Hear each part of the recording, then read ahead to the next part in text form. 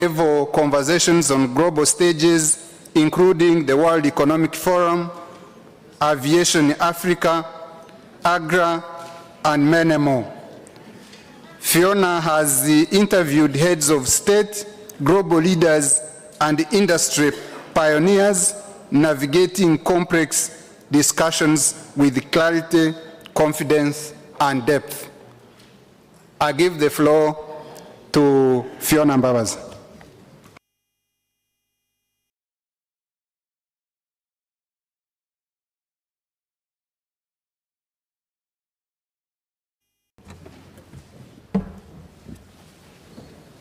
Good afternoon. Mwiriwe neza. Dufite imbaraga twariye. Let's have some energy. Good afternoon. Thank you very much. Murakoze cyane.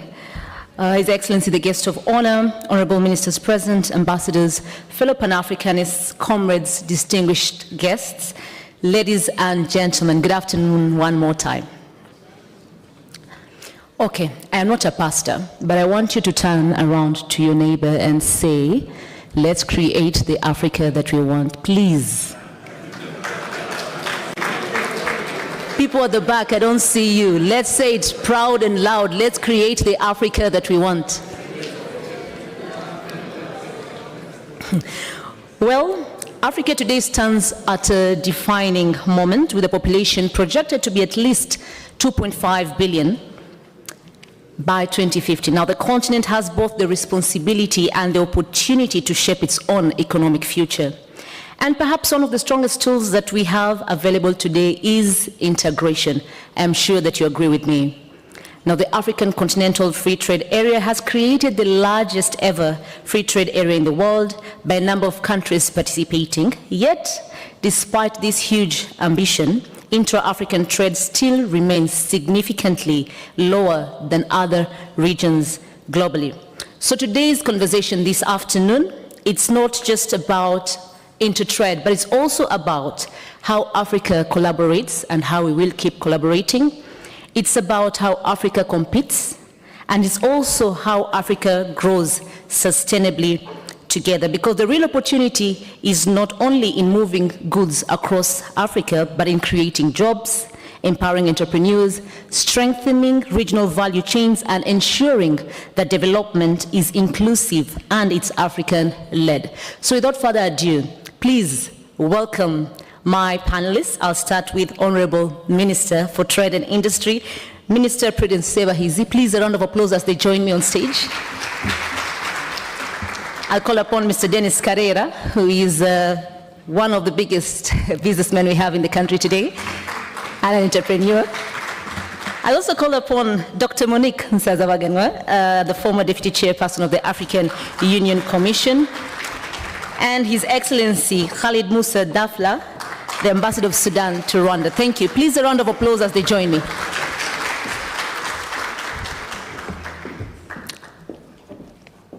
Thank you very much. I'll start with you, Honorable Minister. Now, Rwanda has positioned itself over the years, as a strong advocate for regional integration and, of course, the AfCFTA implementation. Now, from Rwanda's perspective, what progress has been made so far, and where do you see the biggest implementation challenge, or what gaps do we still have right now? Thank you very much, Fiona.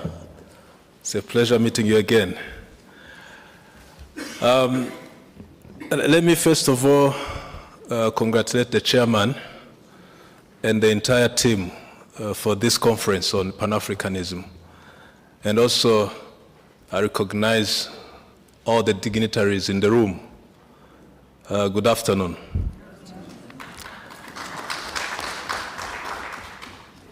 I will humbly speak about continental integration in the presence of ambassadors like Ambassador Sezibera, whom I owe the knowledge in this sector. I have seen this morning many more other people who inspired me throughout this career. and on the same panel with Monique, who has been my boss throughout at African Union. So you are putting me in a very difficult position. So, before I speak about where Rwanda is in implementing the African Continental Free Trade Area, I want all of us to be on the same page when we talk about AFCFTA. Do we really understand what we mean?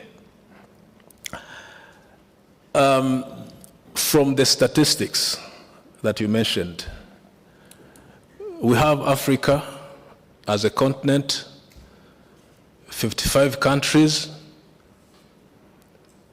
fragmented, separated by borders, but at the same time, sharing more than 60% of world resources. But despite the numbers and the resources that we have, we are still poor. 1.4 billion people with only about $3.4 trillion as combined GDP. And for those who believe in statistics, the GDP of Africa combined is less than the GDP of a country like France, is less than the GDP of a country like Germany, is less than the GDP of Japan, and yet the number, we're as big as China, we're as big as India. So it's a shame on us. And that's when the idea of having a continental market came about. So if we come together with all those resources, can we achieve something that is meaningful, that can take our people out of poverty? So the journey has been so long. Integration of Africa started back in 1963. That's why when Monique speaks about Agenda 2063, we'll be talking about a journey of 100 years of Africa. So AFCFTA is just one of a number of projects of Agenda 2063. But it's a project where I feel Africa has hope, because it integrates our markets, it brings together our resources, and at the same time, we have hope of creating jobs for our people. Now, the journey of Rwanda in the AFCFTA, we start from the beginning. Rwanda, those who remember, the AFCFTA was signed here in Kigali on the 21st of March, 2018, under the leadership of the President Kagame when he was chairing African Union. So, but that was not the start. Back in 2010, we had a ministerial conference here in Kigali that made that decision to establish the AFCFTA, and eventually the agreement was signed in Kigali. Secondly, Rwanda was among the first 4 countries that ratified the agreement. Thirdly, Rwanda was among the first 7 countries that started trading under the AFCFTA in 2022. So which means that Rwanda has always been at the forefront of this journey. So today we are speaking about 50 countries out of 55 that have completed the process of ratification of the agreement, and Rwanda is among them. We are talking about countries that have put in place institutional framework to implement the agreement. Rwanda is among them. We have the National Implementation Committee. We have started exporting to African countries that we never traded with. Countries like Ghana, countries like Nigeria. We have never been in any regional bloc with those countries before, but now currently we are trading with those countries. I will not speak about AFCFTA without reminding people that back in 2006, under the leadership of Ambassador Sezibera, Rwanda made a choice to join the East African community because we thought the only survival of Rwanda, which is a landlocked country, was to integrate with the region. So we joined the East African community, and we are still trading within East African Community Common Market. We have been member of COMESA, free trade area. We are still trading within COMESA. But those blocks surrounding us could not connect us to the West Africa. So COMESA connects us with the north, from Egypt to the south, and EAC connects us to the west, to the east coast, but the only framework where we connect with West Africa and Central Africa is AFCFTA. So I would stop here just to give that background so that we understand when we talk about continental integration, what do we mean? Thank you. Thank you, Honorable Minister. I love the fact that you took us back to the background when we signed all these agreements. But then I would like to ask you then, how can African countries move faster from agreements to execution? Because it's one thing that we all sit together, sign all these documents, but then we do not see it being executed. You don't see the implementation. You see some countries fragmented, moving along, yet they still push us behind the half of those who don't sign. How do we move from agreements to execution so that we stop meeting without answers? Very good question. I want two people to be in this room. The private sector, because the private sector is the one that will drive the market. So we are talking about people-driven, but when you talk about market, it's about business, it's about private sector. And when Dennis speaks, I think he will speak better than I because he understands what private sector go through, trying to cross the border. So the private sector is going to lead in practical implementation. The second person I want in this room is youth, young Africans. When we talk about the vision of the continent, we talk about good programs. We need sustainability. So we do not want to go back. So it's only young Africans who can see the future of Africa in 2063, who can actively drive this continental agenda. However good it can be on paper, without youth, without private sector, it will never happen. Thank you, I totally agree. I was hoping the youth will say, let's create the Africa we want. Can I see your hands up? Are we creating the Africa we want? Thank you very much. Absolutely. Let me bring in Mr. Dennis. In the private sector lens, as an entrepreneur operating within the region, what opportunities have you personally seen emerge from this AFCFTA and the integration efforts so far that you can say has made business easy, just like we heard from the minister? Thank you very much, Fiona. And all protocol observed. It's my pleasure again to speak to this interesting subject. But before I make any comment, let me make one or two comments that are on top of my head.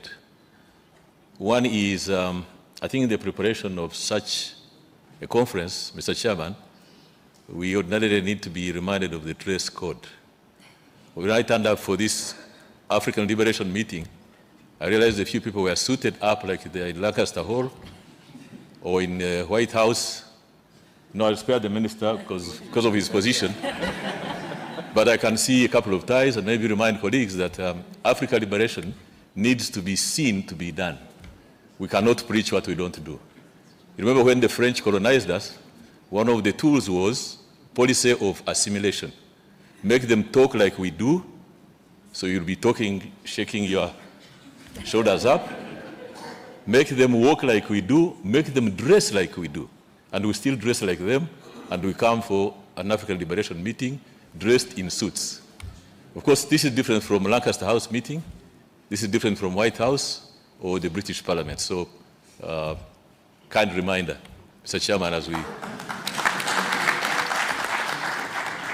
And the second important one that I have always shared with the chairman is my worry that we risk having the Pan-African movement remain as a slogan. If you look at what is happening on the continent, sometimes you worry, do we know the difference between the ideas those who started PM Pan-African movements had? Do we know the difference between that and where we are today? Or we simply carry a slogan, and to some young people, you're happy to join something called Pan-African movement, but in reality, you don't know what happens inside there. So we risk to simply keep up with the slogan of Pan-African movement, unless we, as the Honorable Minister said, we convert rhetoric into action. And this is one of the biggest challenges in all these conferences. Believe me, Fiona, we've been here in conferences, we've been everywhere in East African conferences. Africa is not short of knowledge. When you hear the presentations on this continent, you wonder where our people went to school. Brighter than all these colonizers, people who colonized us. But we only remain at rhetoric, we never put things into action. So that's a challenge that we need, the young ones, the old ones. It doesn't take a lot of effort to move things from rhetoric to action. In fact, I'm one of the biggest proponents of taking stock of what we have done. Minister is my witness here. A few of these meetings, regional meetings I attend, sometimes I ask, why are we making a new agenda? Because we have had agendas in the last couple of meetings. So of all these agendas, we had action points. So why don't we have a conference where we take stock of everything that happened in meeting 1, 2, 3, 4, and in meeting number 5, we look at what was done and what was not. But I'm sure Ambassador Sesbera knows, the resolutions of the East African community, resolutions or directives passed by the summit directives, this should happen, by the heads of state. Of those, 86% were not done. Summit directives. I hope, Ambassador Sesbera, by the time you left, that was the situation, and it has probably gone worse. So summit directives are not done. Resolutions of meetings are not done. When, at the end of every meeting, there is a very interesting document called communique. Usually a communique is prepared before the meeting takes place. So by the time we get to any of these capitals for the meeting, there's a communique, because technical officers, ministers of East Africa have already been there. Minister is my witness here. They prepare the communique before we discuss. So in short, when we come to discuss, it's formality, and that cannot take us to where we want to be. So my first other call would be, can the way of doing things change?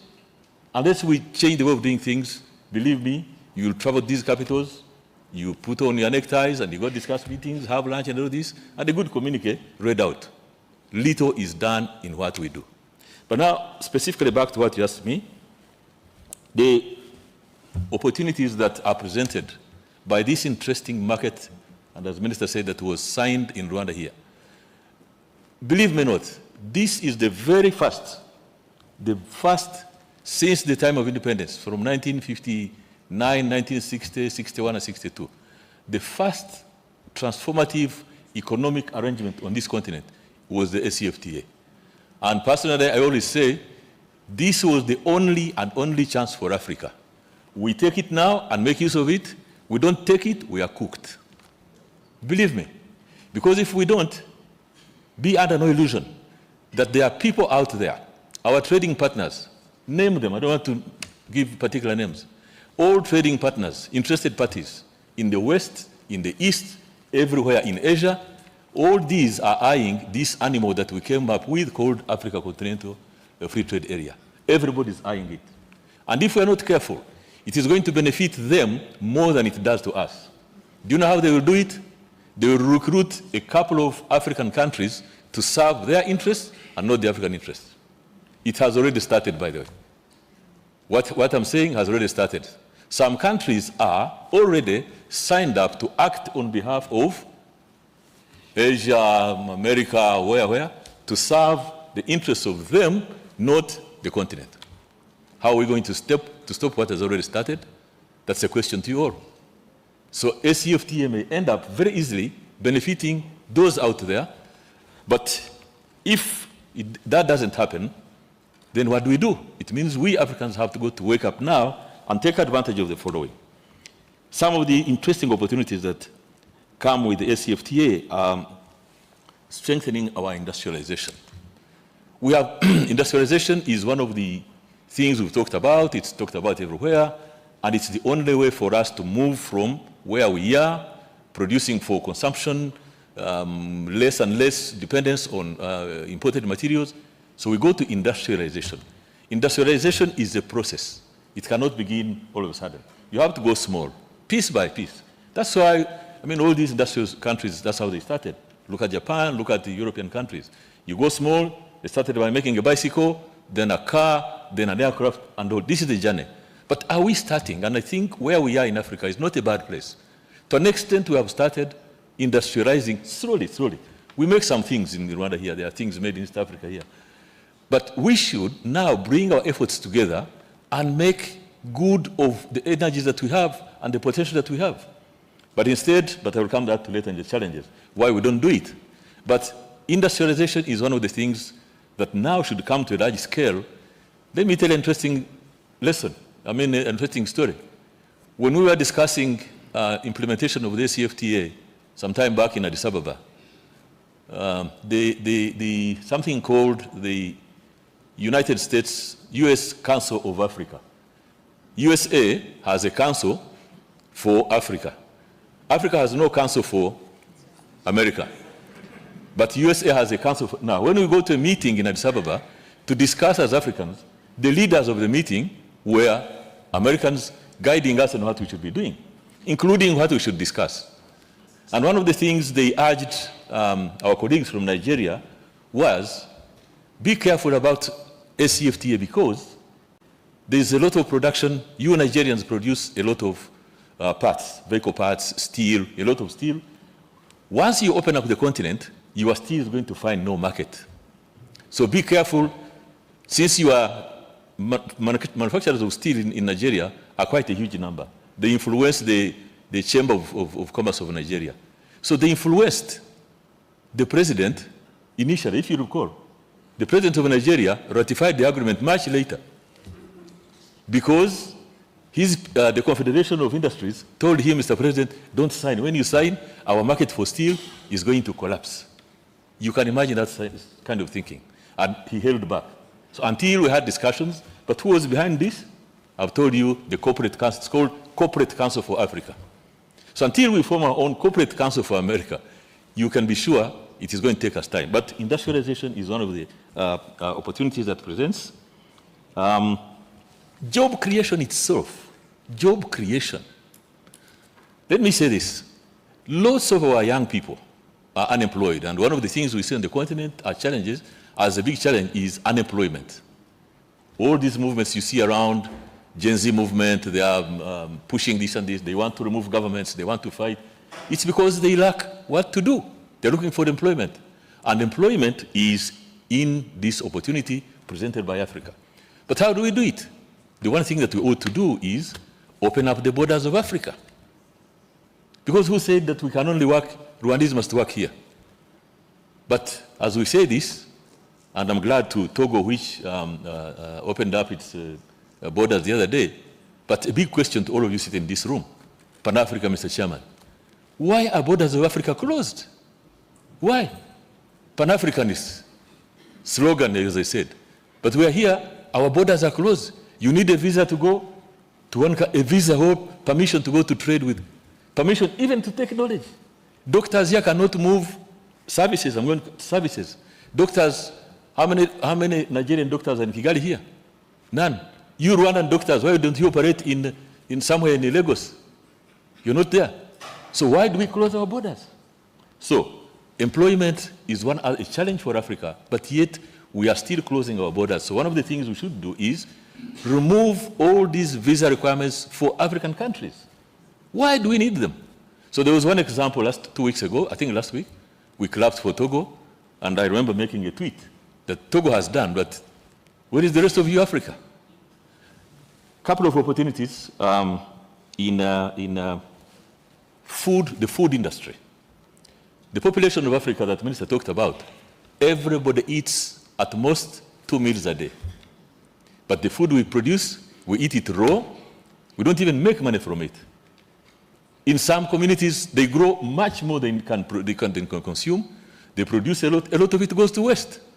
Yet, if we treated this food a little bit, if we added a bit of value, so now this creates, on one hand, it creates jobs, but on the other, small industry that creates, changes this food we produce into more. There's lots of bananas, for example, produced here. Lately, I'm sure you have seen, I've seen in the Kigali markets, banana chips, dried, turned into chips for export. Fantastic. But now look at the potatoes that we produce. Look at everything produced in East Africa. Take East Africa alone. Do you know, as East Africa, what we produce here is able to feed the population of USA satisfactorily? But we need to add value, so create some form of industries, simple industries, because we shall advance to the next level of producing cars at later, but at least now we are assembling cars. But let's begin by small industry. At some point, we shall go to medium industry. Then 2063, that Madame Monique is saying, 2063, we should be able to manufacture a car. Why not? But you can imagine, since time immemorial, people produced bicycles, but we can't produce a bicycle in Rwanda here. We can't even produce tires for a bicycle. We can't even produce brakes. Do you know any factory for brakes of bicycles? Anybody produces? So now when the youth are telling you they have no jobs, look at how many bicycles are in Rwanda. Bicycles. Every bicycle is using 2 brake pads, I think. What? Or 4, 2 behind and 2 in front. Who is producing brakes for bicycles? Nobody. So these are some of the simple things that would create employment, create money, and enable us to move to the next step. Because when you produce brakes, the next thing you want to produce something else, and so you advance. Last week I saw somebody in Nyagatare somewhere. A young man decided to create a vehicle. He got a generator, fixed it in front of a wheelbarrow, traditional wheelbarrow, put something behind, and now the man can harvest using the machine. He has put small-scale industry. Reduce the dependence on markets. It's also an opportunity. We do not have to depend on these foreign markets, comrades of this continent. Why do we depend on, including razor blades, including needles, including buttons? Who of you, look at what you have dressed in, all your buttons, all your zip, the machine. Which one is made in Africa? 0. So where are we? What's the problem?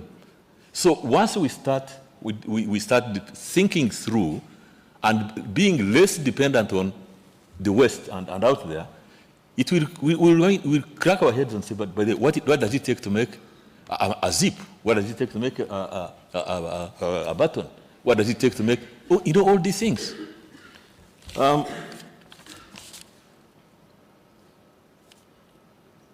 Somebody talked about value addition. I don't want to go back to that, but let me talk about innovation. Once you are used on dependency syndrome, you can never actually think, because these things will come. So one of the things we need is innovation. And what should steer us now into innovation? According to you, what should steer us into innovation? Because the demands are there. Africa has a lot of demand of goods and services, too many goods and services. One of the challenges we have in this region that we keep seeing is, why do we need all this? Why there is a lot of innovation? One is we are still closing our borders, but on the other, we are still envious of the other. Did you know? Did you know that, including East Africa, here around us, people are envious. You produce one item here, you produce milk here in Nyagatare, you cannot take it to Tanzania. Tanzania will put a tax that is higher than the production of the liter of milk. You produce it for $2, they put a tax of 4. Why? Simple, because Rwanda should not succeed with its milk. So until we get rid of this whole, sometimes I don't get the right word, it's not even rivalry. Because 2 poor people cannot be in rivalry for anything. You're all poor, and then you are trying to challenge each other as to who is worse off than the other. I mean, you're all poor people. So rivalry is another challenge that we see, but again, it creates an opportunity that should be taken advantage of to produce. So innovation is one of the things that we need. Look at food items, look at medical services, look at everything to do with animal husbandry, animal resources. Look at the milk we produce. The milk alone in this region. How much cheese do we export? But do we send to the market as enough cheese as Switzerland sends to the world market? Those of you who are good in keeping animals, are you producing cheese? Is our cheese on the highest standard? Then I go to the other thing now called standards. Standards is one other thing that we need to work on. It presents a very interesting opportunity that opens up the market, because if you don't, let me tell you, do you know who sets the standards for some of the products that should be on the market? Did you know, for example, that pyrethrum, which we grow here, pyrethrum we grow in Musanze. In fact, Rwanda is number 2 in the world. The world has only 2 producers of organic pyrethrum. One is Australia, the next one is Rwanda. Organic pyrethrum. Pyrethrum is what we use for storage in some of these stores of cocoa. So 2 sources in the world, Rwanda and Australia. So meaning Rwanda should be satisfying the market of pyrethrum completely. But do you know who sets the standard? United Kingdom sat down and said, you know what, let's introduce 7 levels of certification. So much so that Rwanda can never fulfill the 7. It must have component XYZ. It must have you chemists. Where were you? They introduced 7 levels of certification. Everything defined by a certain chemical component. You miss this, you lack this. So inevitably, Rwanda could not send its pyrethrum to Ghana here. Instead, we gave our pyrethrum to UK. UK ticked all the boxes, because for us as Rwanda they had marked as X. You don't fulfill this, X. This one, X. This one, X. So we didn't qualify. So what do? They tell us, send the pyrethrum to UK and sell it to us at only $300 per kilo. 300. Do you know how much? So our pyrethrum goes to UK. Do you know how much they sell it to Ghana? To Ghana, they sell it to $1,400. When Rwanda has given it 300. And you know what? They did not add anything. The only thing they removed was the paper for certification. When it goes to Ghana, there's nothing they add. They only change the paper, they say, made in UK and export for Ghana. It took us a whole fight. I remember presenting it to the minister when he was here in SCFTA. A whole fight to say, come on, why is Rwanda having to go through UK to sell its? So it actually had to go to the attention of the 2 heads of state one day when they met in Kigali here. The head of state of Ghana and our president. And they discussed and said, where's the problem? Why don't we, after all, Rwanda Air goes to Accra every day. So why don't we put 400 kilograms every morning and the game ends there? Why are we going to the UK to look for certification? Want it to work, it will work. Finished. Do you know what happened next? Letter of protest from the High Commission of the United Kingdom in Kigali. Why is Rwanda interfering in our market? Why are they supplying directly? Why are they supplying directly to Ghana? So that noise will never stop, but what we need to do as Africans is to know the game also and play the game according to our own rules.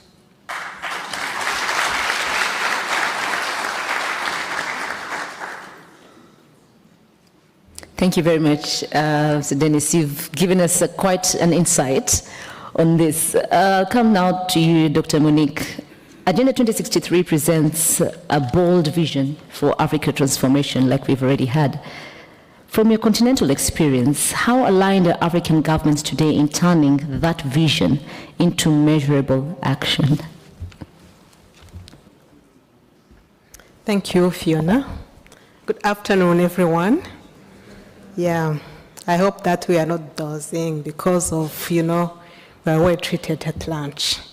After actually Dennis, I think I feel so, how to put it, diminished. Yeah, because he has said it all. What is actually frustrating the business community. And by the way, Agenda 2063, when you look at the aspirations therein, they are just ordinary aspirations. I remember when we had Vision 2020 back in the days, we felt like I won't even be there when it's like, we hit 2020. It sounded big, but it's achievable. The challenge has been, for the last 10 years that have elapsed, because we are now in the second decade, really the domestication within member states has been a bit of an issue. And when we mean domestication, it's not just about ratification of those instruments. Maybe take FCFTA is one instrument, but we have other frameworks as well in infrastructure, in education, in all sectors. We have, by the way, free movement of people, which was signed the same, actually, it's a twin to the FCFTA in terms of African Union frameworks. But guess what? Today, it's only how many? 4, 5 countries? Five only. From all those years. And it seems like we are just picking, and choosing what to implement and what not. But domestication goes beyond ratification to actually trickle down the administration machinery. And when we are talking of collapsing the borders, for instance, in Africa we have, I don't know how many kilometers of borders inside Africa, 87-something thousand kilometers of borders, plus, I think, minus 165, shared boundaries. And when you talk about collapsing those, then you have to deal with each and every, like offices with their cousin offices across the border. It can be customs, can be immigration, it can be standards, certification, it can be banking, it can be everything. Then it becomes a very heavy vehicle to push in terms of how do you make sure actually it's not only Minister Sebahizi who is talking about the FCFTA, but the FCFTA has trickled down to even the ministry in charge of water, like we are discussing today, and in charge of youth, and in charge of energy, and that is what domestication means. So we find that there is gap that actually technically, even the information, even the sitting together and the planning together, one country and the other at a time, because there is always that coalition of the willing, it will never be that you have 55 of us move at the same pace at the same time. That one is utopic. But at least for those who are like really demonstrating the pilots, demonstrating the effects and the benefits so that the others emulate them. We need a critical mass of that, and it has really been taking a lot to get down to that. What also is we need to look at is the institutions that actually, as Africa, we have put out there to implement our collective will. You have started with the African Union Commission, the FCFTA Secretariat, AUD and EPAD, this African Development Bank, the Afrexim Bank, and other multilateral institutions our governments have created to implement these, this vision. We tend to forget that we are the ones who put them up there, and we tend not to source them properly. It could be budgets, it could be also investments, like when you look at these DFIs, development financial institutions, the multilateral we own, you look at their balance sheet combined, very, very small compared to their counterparts in one country You don't even have to compare even them combined. Like there is this alliance of African multilateral financial institutions that are implementing, all these developmental projects we are talking about. And you find combined they have like $70 billion that is the size of their balance sheet. It's very small when you look at the challenge they have to move. That's one thing. But also the other thing is how we also leverage that collective will we have as countries just to back them. Go out there when it's like they are facing this challenge of credit rating and whatever, how much do we talk together collectively to fight back? Though the digital protocol, I think, is going to be our saver, but it's the most difficult to implement because we are talking of, at least when it's good, it's rice, you see rice. But when it's data, when it's secrets, when it's information about, sensitive information, you don't trust so easily. So it's really, it takes maybe the coalition of willing among our leaders to say we are going to start and let those who are ready come and join when they are ready. I think that is what's going to save us and at least give some examples and ammunitions to our youth to say, look, this country A and B, they are doing it and they're fine.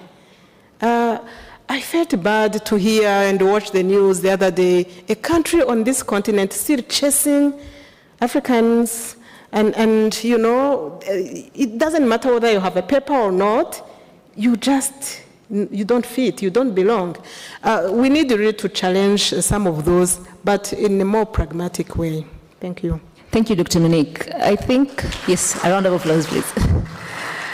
I think when Mr. Dennis spoke, most of us, like you said, were like, Africa, what are we really doing to ourselves, But before I let you go, perhaps to uplift the spirits, what have you seen that is encouraging? What's the encouraging momentum so far across the continent based on your experience? Actually, everything is interesting and encouraging. There wasn't something that was more giving me like, you feel, I don't know how to define that state. When you see that others are actually, they're not even shying away from telling you that they're interested in you as Africa. Today is this A, tomorrow is another one because they know Mr. A or Mrs. A has passed, and then they also schedule, Those are moments you realize, you know what? We are the only ones who don't know actually the asset, the gold mine that we are seated on. When you see the ambitions and the passion of the youth on the continent, and actually the impatience, I think that one, I liked it when they took us to kept us on our toes, like, actually this, African Union project, what is it? We don't see you, we don't feel you. Like what Dennis is saying, those are things that I tell you when you are someone who wants really, who are genuine, to say, this is an low-hanging fruit. This hunger to actually do things together and implement, at least from the population point of view. I don't talk about, diplomatic governments, whatever. Sometimes things can be more complex than we think, but people, African people, are ready. I believe FCFTA has been that really star in among all the frameworks in terms of really giving excitement. But the window is closing very fast because the African people are watching. And if we don't execute something tangible beyond the pilot, we have piloted successfully, but we need to continue seeing more coming organically, not through a pilot. Then they will lose trust in us as systems. That's my fear. But otherwise, everything really about the timing is exciting. The world is reorganizing, and we have now the opportunity to try and capture some of the supply chains, to locate them in Africa. But it demands that we be just smart and organized, and let also some of our, sovereignty, we accept to give it to those institutions who have created actually to negotiate on our behalf and implement technical proposals on our behalf. Thank you. Thank you very much. Your Excellency, regional cooperation remains essential for sustainable development across Africa. From your diplomatic perspective, how can African countries strengthen collaboration while also encouraging stronger private sector participation? Thank you very much. First of all, I have enjoyed several privileges being here. Number one, I would like to commend the partnership between Pan-Africanist Movement and the group of African ambassadors for celebrating the Africa Day and making this conference possible. The second privilege, I'm participating in a panel that, including government, honorable minister, private sector, AU perspective. Then we have like a holistic kind of perception to address this problem. And I think we have a regulator, we have economic market-driven policies, and continental perspective. The role of diplomacy is to link politics with economy. The third privilege that I'm enjoying that we come after lunch, more energetic, and I will be the last speaker. So for that I have a room just to review some of the previous comment on this panel. To start with, I think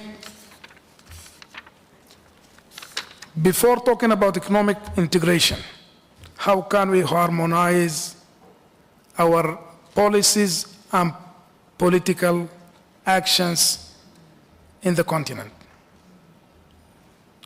We cannot de-link politics, policies with trade and economy. They are interlinked, intertwined together. And with a world full of conflicts, right now Africa is a victim of what is going on in the Middle East. How Africa is relevant to the global economy, the geopolitics turmoil, Strait of Hormuz right now, value chains, geopolitics.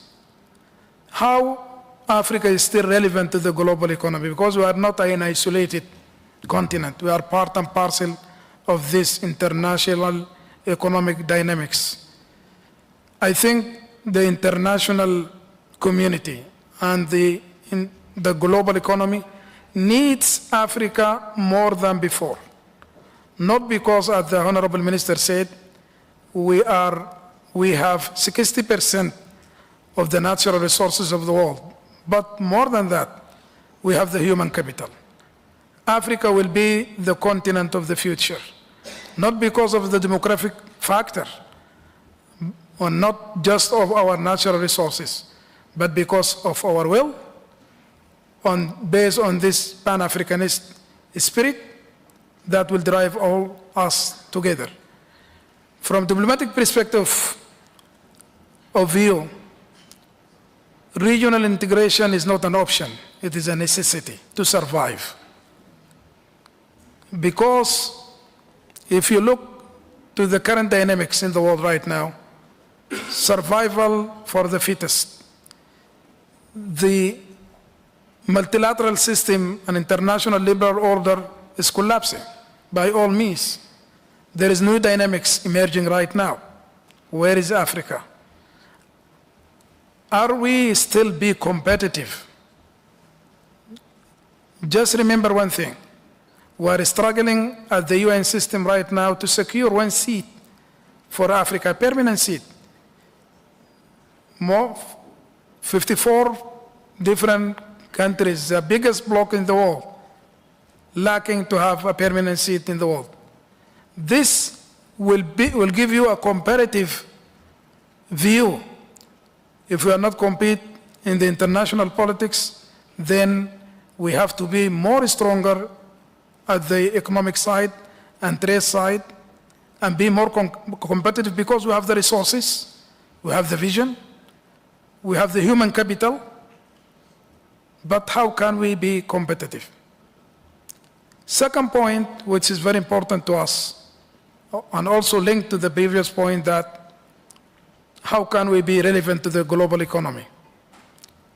Mr. Dennis before said that we should play with our own rules in the international games. This is need a political strength. This require more unity, require more harmonization. And Dr. Monique also talked about the domestication of all these policies. And we have a lot of constraints. We have a lot of challenges inside. I'll give you one example, statistics. The intra-trade statistic in the continent is only 16%, while Asia enjoying 60% of inter-trade between member states. If our inter-trade system in Africa, only 16%, how can we compete in the global economy? That means, once again, international and regional integration is not an option, it is a necessity. More than that, look at COMESA for East and South Africa. If you look at the statistic in COMESA, you find a lot of disparities, a lot of changes. For example, the trade between COMESA and SADC region, 30%, while with IGAD, 1%. So there is an evil. We should leveling this kind of interaction and trade, and because there is barrier, there is lack of infrastructure, there is lack of connectivity, but if we have a political will, we can do it for that purpose, for sure. My last point will be that if we are not united together, we cannot be competitive. Regional integration, once again, is our means to the future. All expectation indicators show that 2050, the African continent will be #1 in the world because it will have the biggest market, it will have the youngest population in the world, it will have political will, united together, but how can we reach that potential to be very competitive in the international economy? We should put our house in order in Africa first, strengthen our regional mechanism. African Union reformation should go on, and thank you very much for the leadership of His Excellency President Paul Kagame for leading reformation of the African Union, and also Dr. Monique, who was also in charge of that process before the African Union. We have to put our house in order. My last point, people talk about industrialization, but I think for Africa, the starting point is food security. Still we have hunger. We have shortage of food. To be honest, a lot of African intellectuals, they always talk about industrialization, modernization, and global economy. Our rural areas, which represent 60% of the African economy, is still based on agriculture. And we still have a shortage of food. We still have hunger here and there. And still the international community provide Africa with a lot of humanitarian assistance. It is shame on us because we have abundant resources, we have abundant lands, rivers, and all this. This, once again, we should put our house in order. My last point, just a reminder for the audience, Sudan is going through a very difficult time right now. Sudan is one of the ancient civilizations in the continent, in Africa, the cradle of one of the most famous ancient civilizations in Africa. We have the potential to be the breadbasket of the world. We are part and integral of this African value system. But because we are having some difficulties right now in our country, for a militia that is rebel against the state, we need the African support for Sudan to come back to its right path and to be contributing to the development of Africa. Keep Sudan in your mind, keep Sudan in your prayer, and thank you very much. Thank you very much, Ambassador. I see we are running short of time, so I would like to open the floor for discussion. If you have a question or a comment, please raise up your hand, your name, and keep it short and simple. Protocol, perhaps you can help me pass around the microphone. But as we wait to get more hands up, I would like definitely to ask or request Honorable Ambassador Sezibera, as one of the forefathers of integration, especially the EAC, what is that one barrier that Africa continues to normalize? Because I know we have protectionism, we have spoken about trade barriers and so many other barriers that we all know. What is that one thing that we keep normalizing year after year, decade after decade, that you feel it's time we should put a stop to it?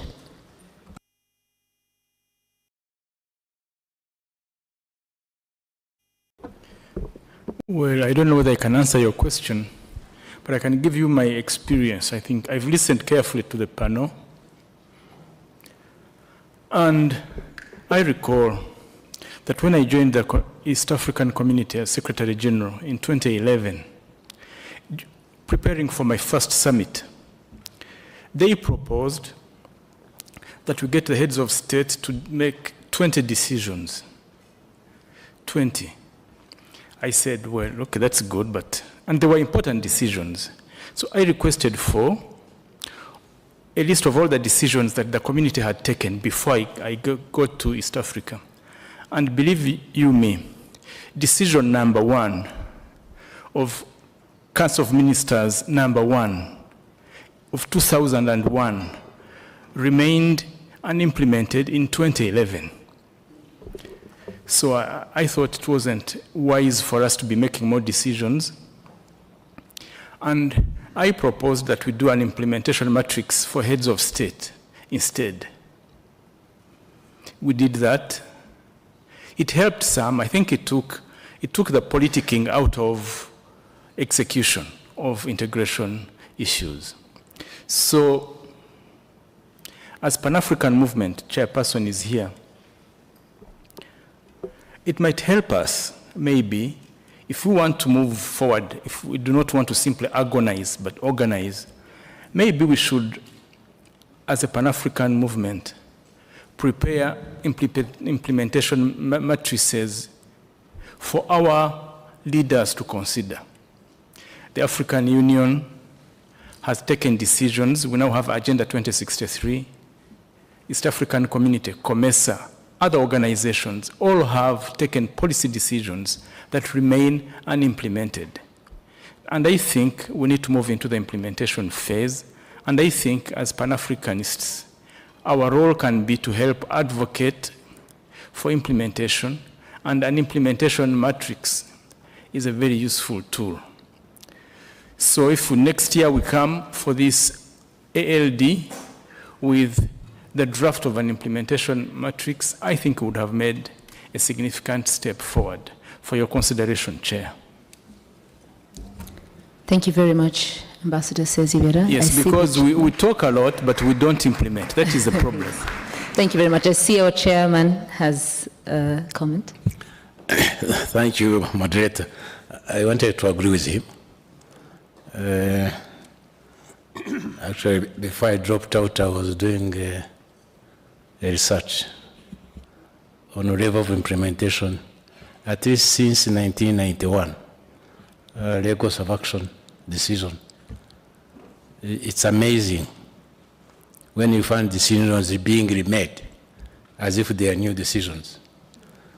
But let's put it, and it's a pity he has mentioned something that in our logo normally we say don't agonize, organize. And it should always be there. Because my comrade, you see, yes, Pan-Africanism, at least it's all agreed, it's the way to resolve the issues of Africa. But we are not doing it. I want to give my fundamental reason for it. The first one, that the level of consciousness on Pan-Africanism is still very low. So people can sing about it, but they are not committed enough to die for it. So once you get that one, it comes to you. You will get people in positions of power whose political will on Pan-African is low. So handling those two, that's why the Pan-African movement in Rwanda believes mainstreaming Pan-Africans in the facets of life of the African, especially the youth, in the hope that tomorrow we shall get many leaders in Africa as Pan-Africans, real Pan-Africans. Secondly, low consciousness promotes dependence mindset. And dependence mindset breeds corruption and manipulation. The example you have given of the pyrethrum, clearly the people who are dealing with that issue were not Pan-Africanists until the Pan-Africans met and gave an order. This morning, I had my brother, the ambassador, SG of CFTA was telling us a story, how he was blocked on the border of Togo. And he was telling the immigration office, I'm going to meet the president. He said, no. President, that's not this. If you don't have this one, you don't have a visa, you are not entering. So in the end, the word got to the president, and he was ready to enter, right? And then he said, oh, that one now should not be there as immigration officer. So if we have different categories of the state officials with a very low consciousness of Pan-Africanism, most of these ones, the planning, the monitoring, will not be done. And that's where we need to have strong. It's good we have Monica there. The organizations that are supposed to be advocating for Pan-Africanism in terms of sensitization, politicization, and so on, are not doing it. And that's a big problem.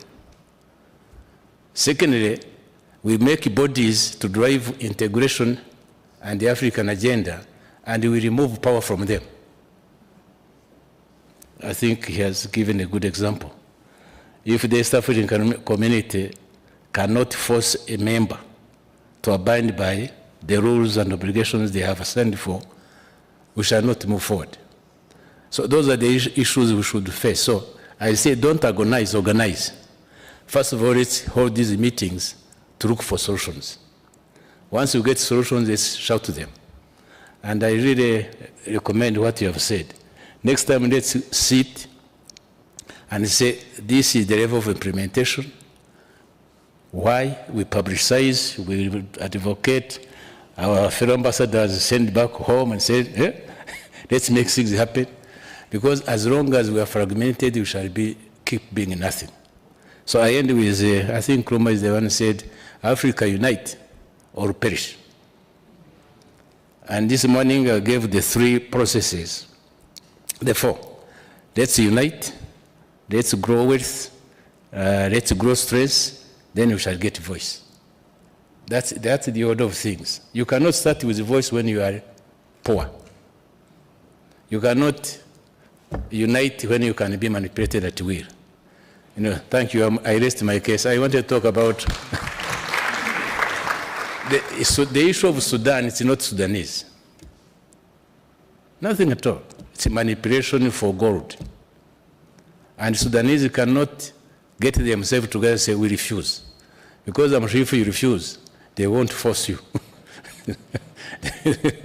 Thank you. Thank you very much, Mr. Chair. Now I open the floor. So, yes, sir. Nico TR. Thank you so much. I want to refer to the topic for this afternoon session, maybe, and then maybe start from there to make my comment. We are discussing, the session is about regional integration and intra-African trade. You can only trade after you have produced, because if you don't produce, you have nothing to sell to anyone. And that is why I am very happy by this afternoon session, because from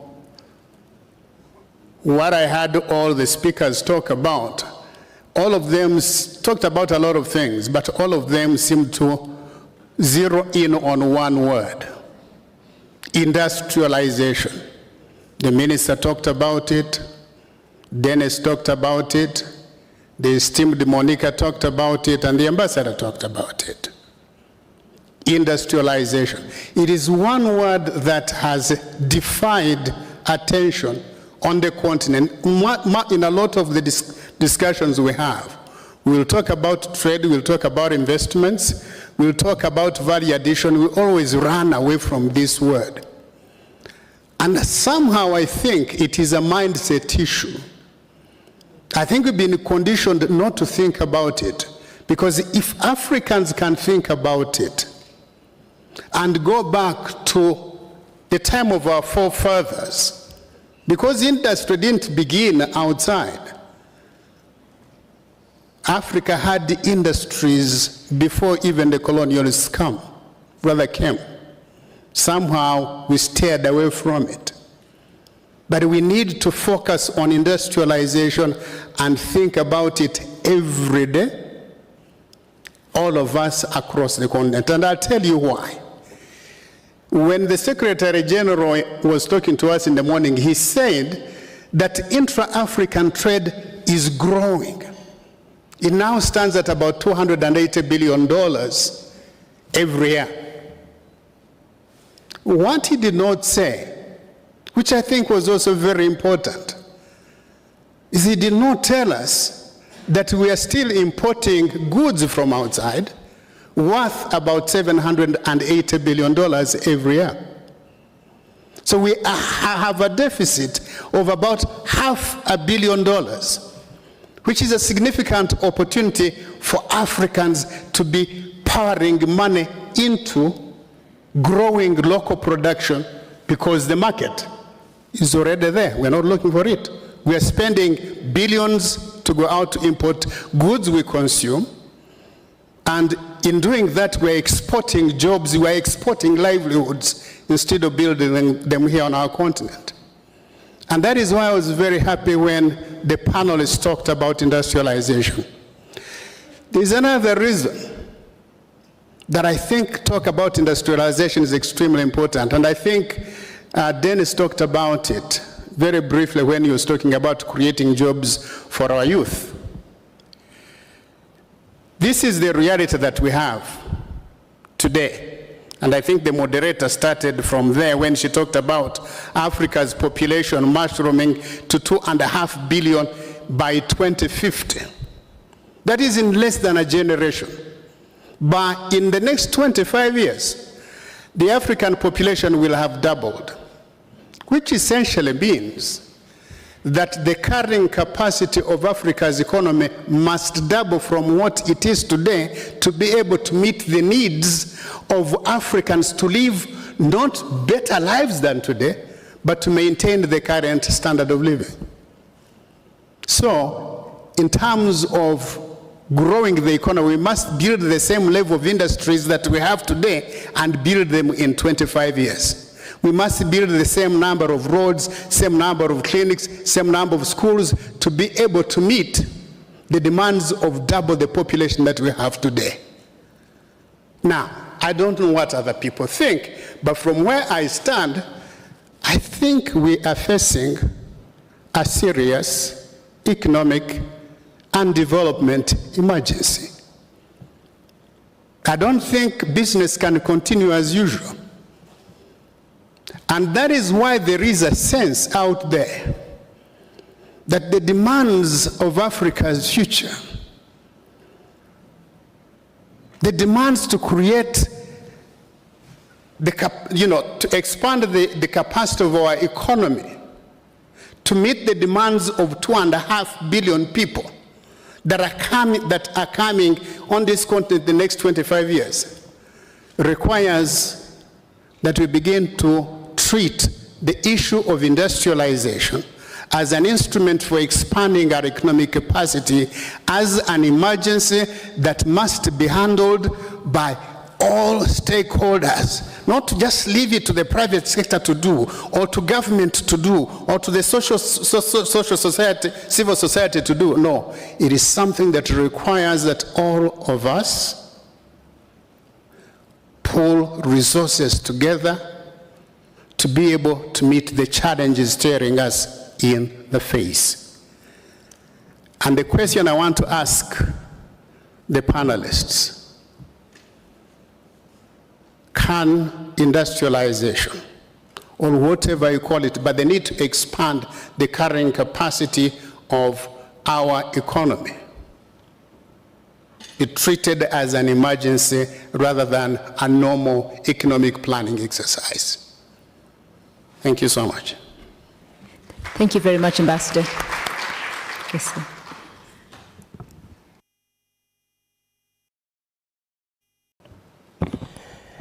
Thank you. I am Joseph Senjimana. I have been ambassador to the African Union for 5 years. And I thank the Pan-African movement for convening this meeting and let people speak about the problem of the system. I think there is an important area and which is considered as something inamovible. It is the principle of sovereignty of states.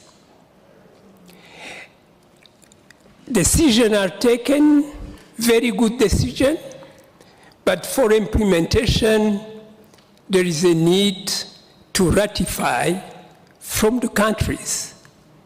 And you have seen many decisions taken during the summit, and after 15, 20 years, they are not ratified. That is something which needs really to be changed. People or countries have tried to go around by the group of willings. Monique told about it. But it is limited. And in my view, it is very important that at the summit, many principles, but essentially the one I told about, the sovereignty, has to be reopened and confronted with the reality if you need to move. Time is of essence. And sometimes countries vote for the decision, but they know that back to the country, they will not ratify. So there is a problem of giving sense to the decision taken during the meeting and the real implementation. I think Dennis told about such things. There is a game sometimes during the summit of the African Union. People come, but they know that the decision taken will not be implemented. And I am asking myself how to change such principles in view to be more implementing, more acting than just take decision knowing that they will never be implemented. This is my contribution. I thank you. Thank you very much, Ambassador. I have a few minutes left. I see, let's start at the back. I see gentleman in black on this side. On this side, yes, the young ones after the back, yes, please. Your name? Thank you. It works now. I'm Amos, and I'm a member of Pan-African Movement, Rwanda chapter. So I have very few recommendations. We are lucky that we as young people, and I'm happy that young people are in the room, and for the FCFTA that has been signed ever since 2018. But sincerely speaking, when I went into high school, I studied something like Bolshevik War, Greece War of Independence, something like Napoleon Bonaparte, which hasn't supported me for the entire of my life right now. So I have a few requests or recommendations that may be value chain or maybe value addition that Honorable Minister and Mr. Dennis has been talking about, starts from the grassroots, right away from primary school to the high school and even to the university. So we've been talking about updating our syllabus, but sincerely speaking, I would be very, very happy to see that the FCFTA is being integrated into our national curriculum for even our children that will be having, to raise up understanding that maybe the FCFTA goes into, Mr. Dennis talked about the Corporate Council for Africa, but when you see it from the other perspective, it starts from the other way. So if at least we could have FCFTA studies being integrated into our national curriculum, at least that would, Pan-Africanism is all about mindset for the Africans. So at least if we could have that, FCFTA being integrated into our national curriculum would be a perfect value addition for our entrepreneurs.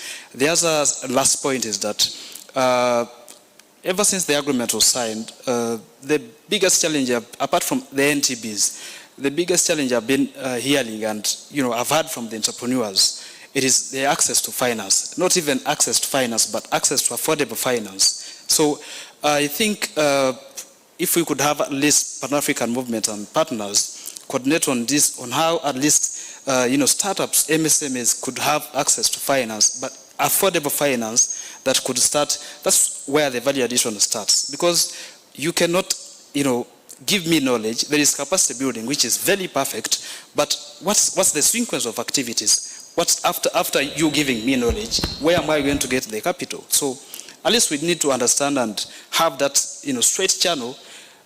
Resources could be there, but, they have some corners that you can never understand. So at least you could have that, straight channel for the young entrepreneurs, SMEs, and even MSMEs could access that affordable finance would be, a perfect way of implementation. The last one is that we've had a lot of agreements, but I think the FCFTA is so far the biggest, the agreement that has been signed and ratified in the agreements that AU has signed. But we what's beyond that? What Her Excellency Dr. Mneka has been talking about the domestication. So what's beyond that? After signing, yes, signing is very important, and even ratification is very more important. But after those 2 points of ratification, signing, for last young people to have ichibuga chestaye guti. So what's on the ground? You know, Mr. Dennis has been talking about of the protectionism that, you know, the African states has been, you know, having. So I think if we could have some good measures that, you know, could be accounted for the AU member states, or maybe state parties for the FCFTA, be followed up on, you know, not implementing the FCFTA. Thank you so much. Thank you, Amos.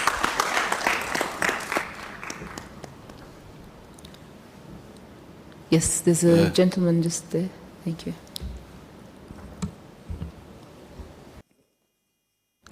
Thank you. Hello? Yes, thank you so much. I'm by the names of Nkusi David. I teach at University of Rwanda, History and Heritage Studies in the College of Arts and Social Sciences. I am a man of solutions. It's not a question. I bring solutions to you. I want to start with 3 statements that would like us to go with. Food for thought. 1, nothing about us without us. 2, we cannot own what we don't understand.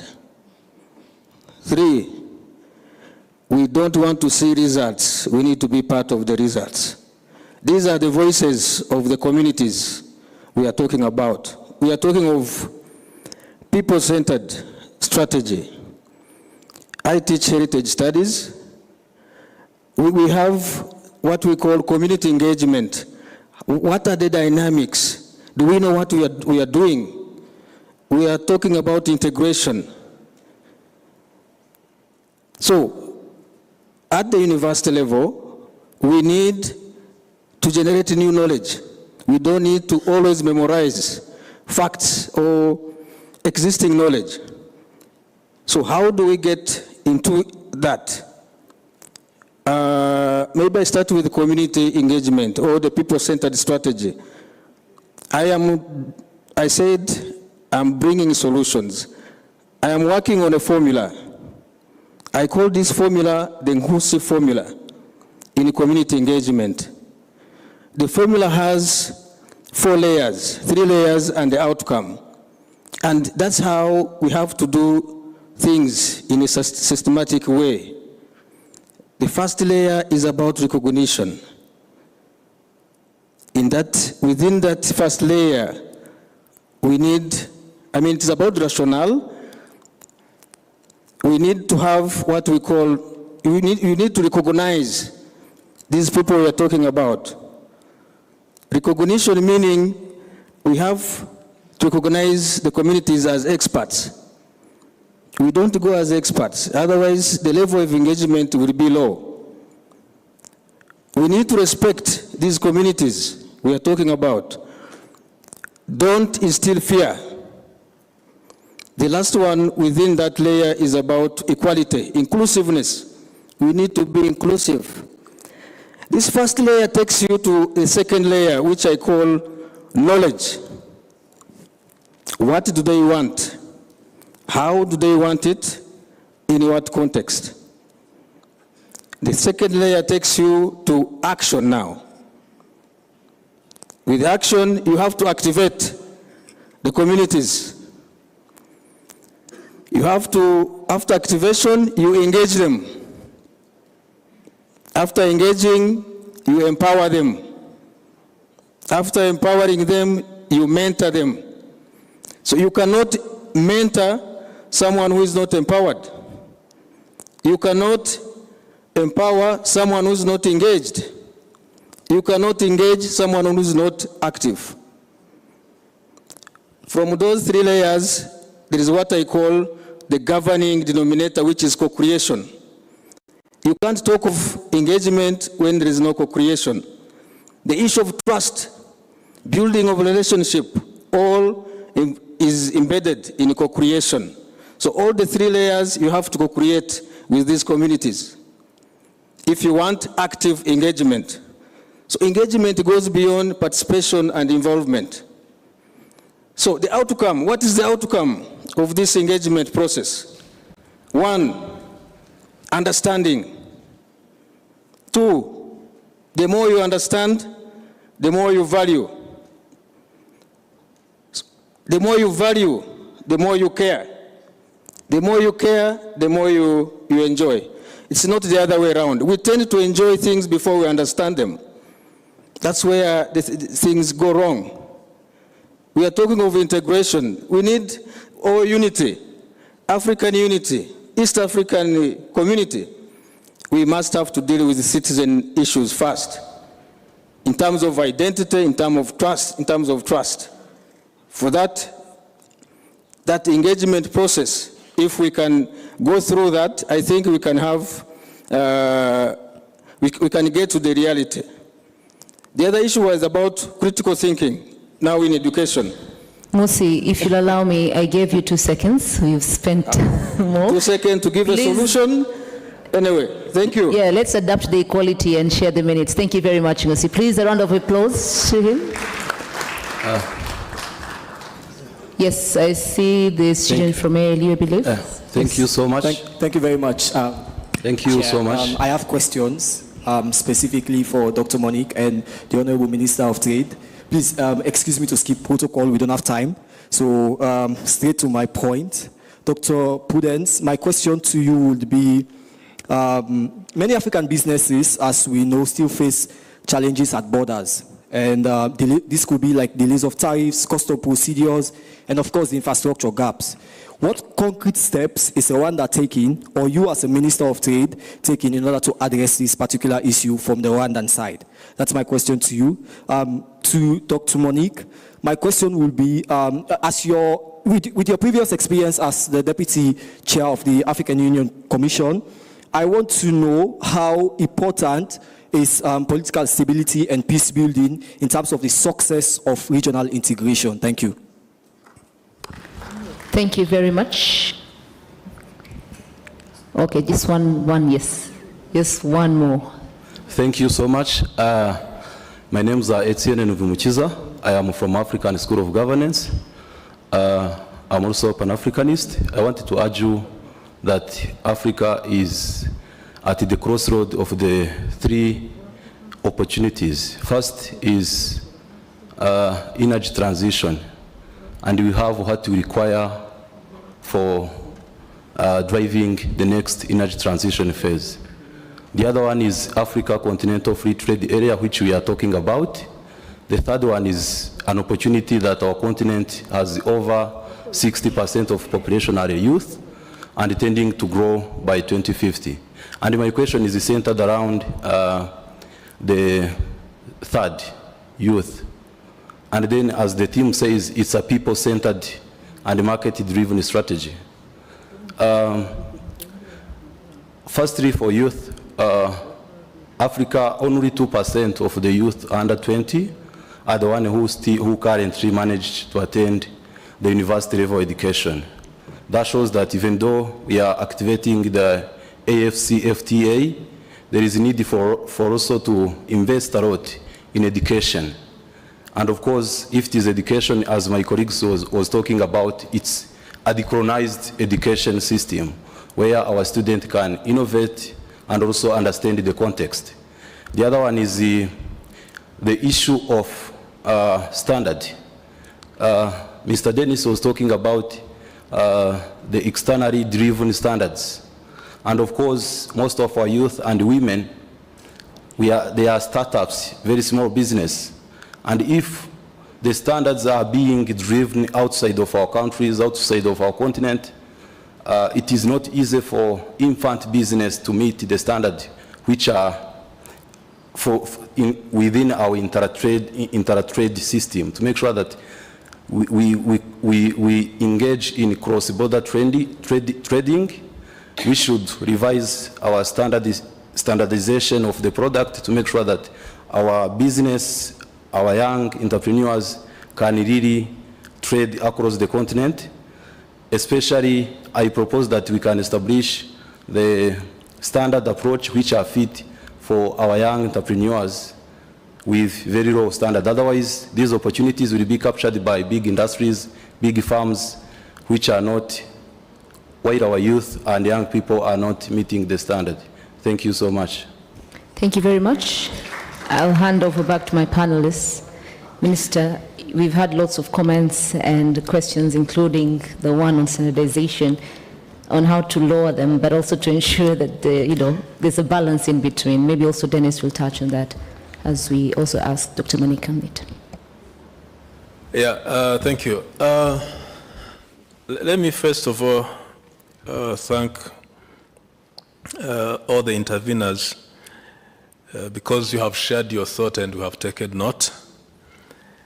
I will start with the last question of Etienne, because he touched on something that will also assist me to answer to the question of awareness creation and engagement of the community.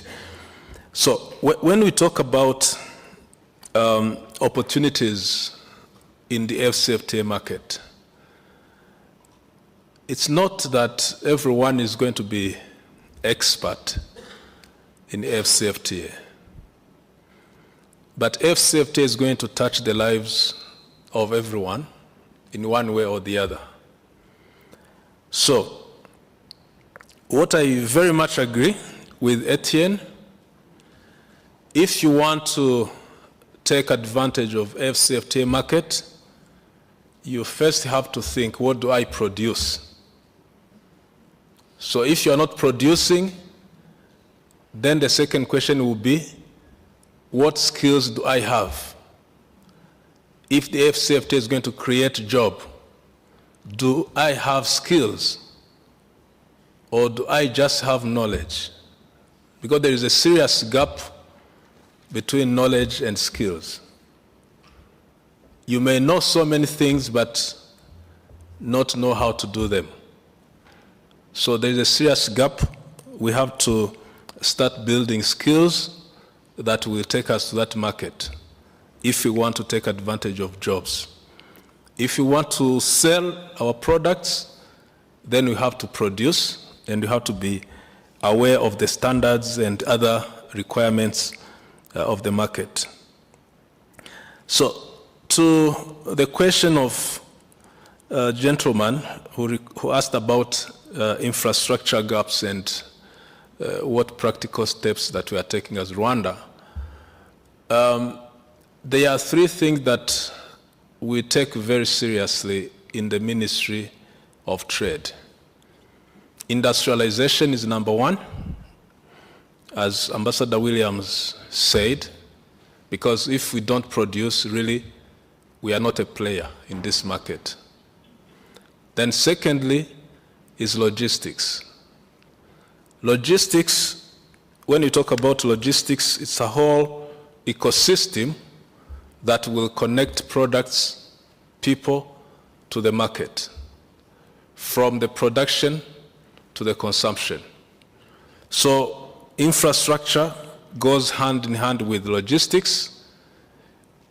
It requires a lot of money to invest in building hard infrastructure, but we can change the way we use and utilize existing infrastructure through harmonizing the systems, easing the bureaucracies, digitalizing the systems, making them interoperable, the clearing system. So infrastructure is not just about what we see physically, it's about how we utilize them. And these are the concrete steps that we are taking now beyond building the productive capacities through industrialization. Then third, which will complement the two, we are looking at the requirements of the market. So what are we doing to support producers and exporters who want to access the AfCFTA market? So my last comment is on what Professor Nkusi Formula talked about, and Amos request about including F-safety in national curricula. Both of them make sense. Professor Nkusi will assist us to engage the community. The community has to be aware. They have to know, they have to understand what we are talking about.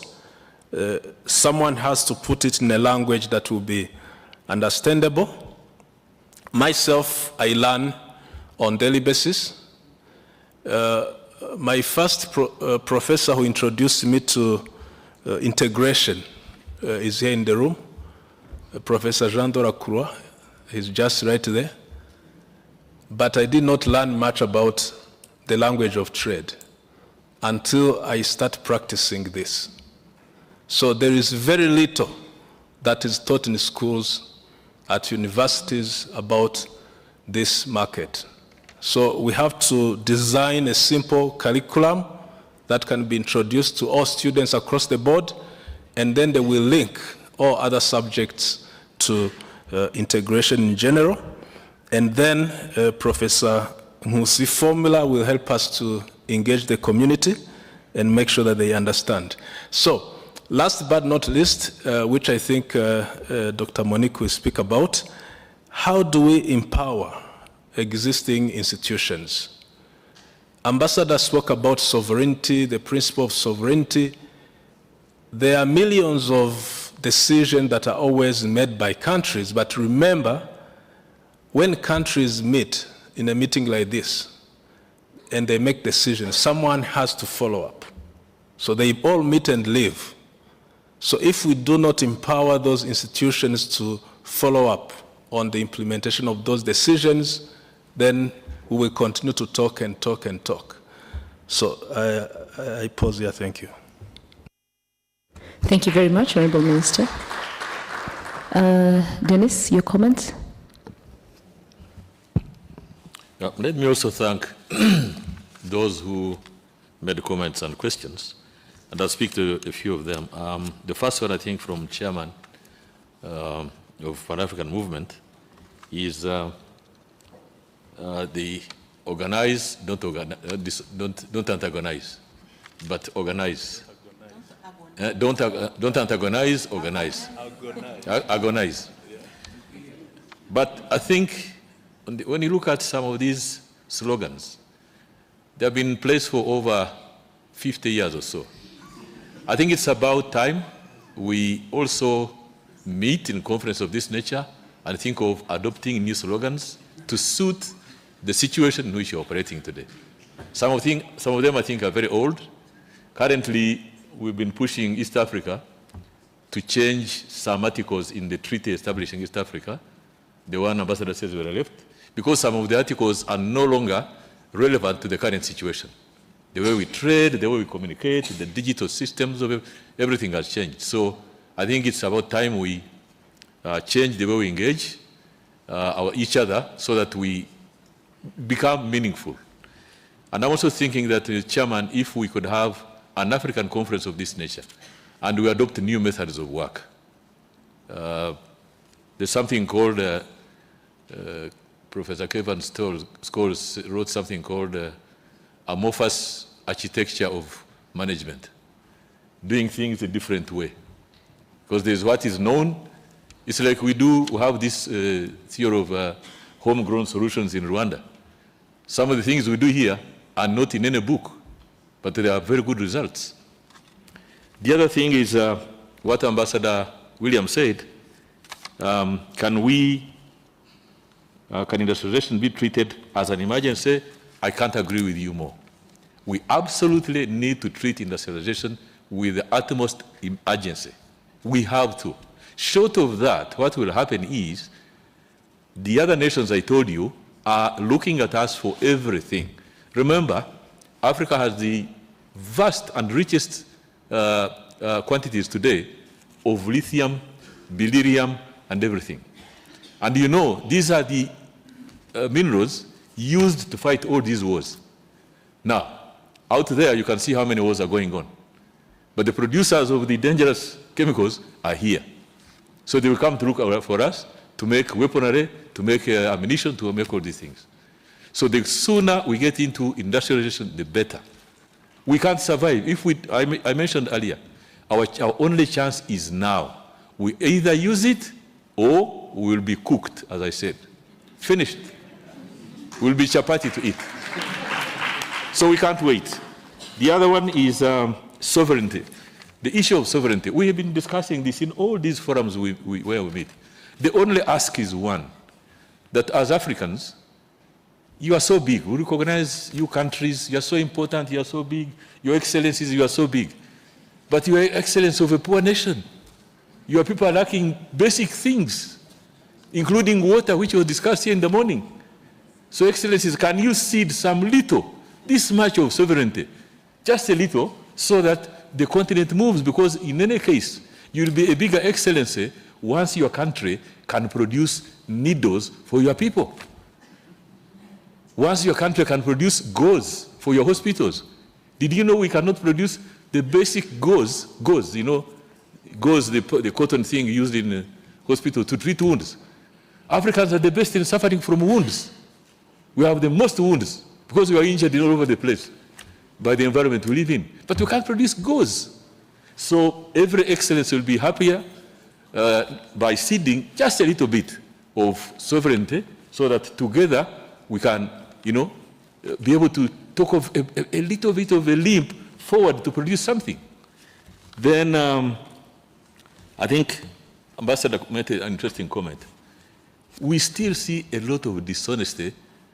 When we go to Arusha, there's a few friends I meet normally, and we said, we have realized there's a language for the summit inside the room, and then the language outside. And this is what happens. So there's a very good language inside, but when we go out, it's a different story. Everything that was said is not done. So there's a level of dishonesty. I don't know why we don't trust each other. And people who don't trust each other, let me ask, why do we have Europeans with a sense of trust of each other? Nobody takes out the sovereignty of the other. No, absolutely no. In Europe, I argue this over and over and over. When Ambassador Sesbera was in the East African community, we pushed a lot to have the single customs union under the East African Common Market Protocol. But the single customs union, basically what it meant is the development of the one-stop border post, like we see in Katuna, we see in Mirama Hills, Rusumo, one-stop border post. Most of you have been to Europe. Have you ever stopped on the border to declare your goods in Europe? The only thing that gets tired is the truck in Europe. When the truck is tired, these days it even shows you, please park me, I am tired. Park the truck, it rests enough, then you start the engine and go. There's no border. But nobody has taken the sovereignty of the other. So it's a mindset. For us, we still think, put policemen, immigration officers, intelligence ones, I don't know, there are 7 agencies in the border. And you ask them, what are they doing here? Why can't a truck move from Mombasa, load my goods, or Dar es Salaam, come and offload in Kigali, come and offload in Rusizi, if that's where the station is? But we still don't trust each other. We have to put all these challenges, and I think somebody asked about the real challenges we still see. Yes, we still have challenges.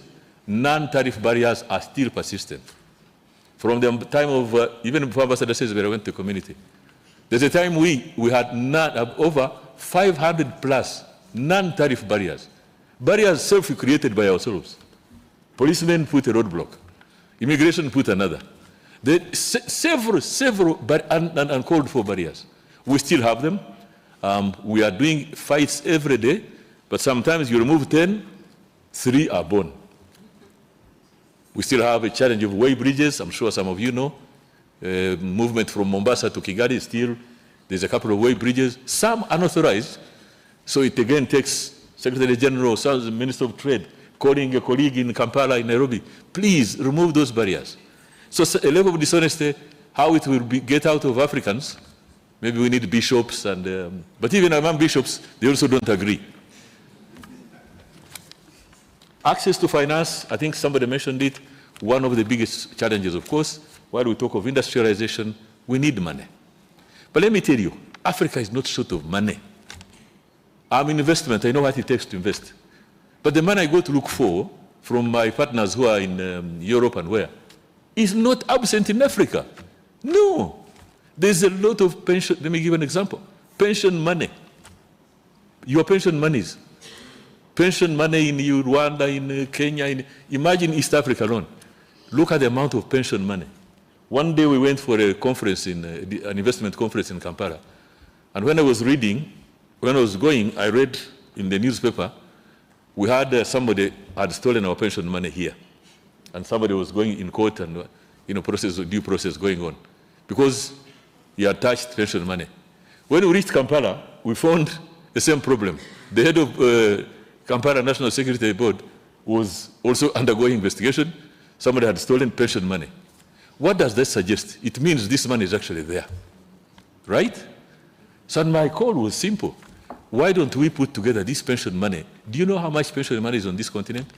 If we put it to lending it to Africans, so that if Dennis is looking for investment partners, I don't have to go anywhere. I should tell my sister from Cairo, is there availability of money? What do I need to fulfill? And that way, we even forge partnerships. It makes it easy.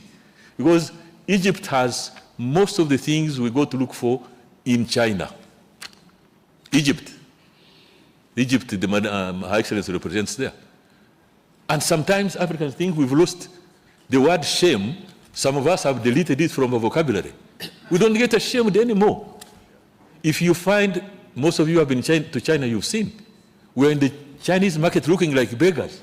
And naturally, because we're Africans, we're asking for where is the cheapest. If Jamache, where is this? Every country in Africa, we are all full in the Chinese market over things that we can produce. We're looking for tiles, we're looking for I don't know what. When Cairo has all the tiles that Africa needs.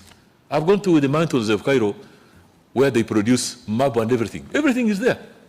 So if Cairo was able to touch a bit of its pension money and a few other countries, and they lend to African investors, we have the capacity to invest in our continent and change it. We have the capacity. We only lack the understanding, we lack the will. So one of the things I think we should do as Pan-Africanists is, I think I've noted it somewhere, we cannot afford to be silent anymore. I think we are too silent. Thank you. Thank you very much. Dr. Monique? It's my turn. Thank you. And thank you for the questions and the comments.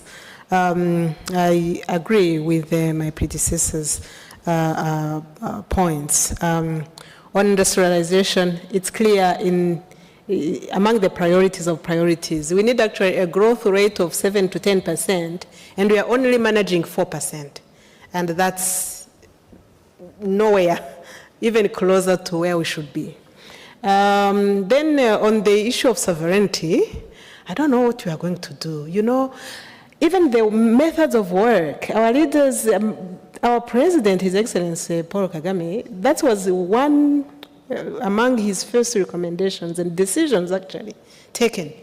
But implementation we struggled. We are not maybe as courageous as the ambassador says that I've been to say, no, let's not take any more new decisions, but let's focus on these old ones. We are still seeing decisions coming every year.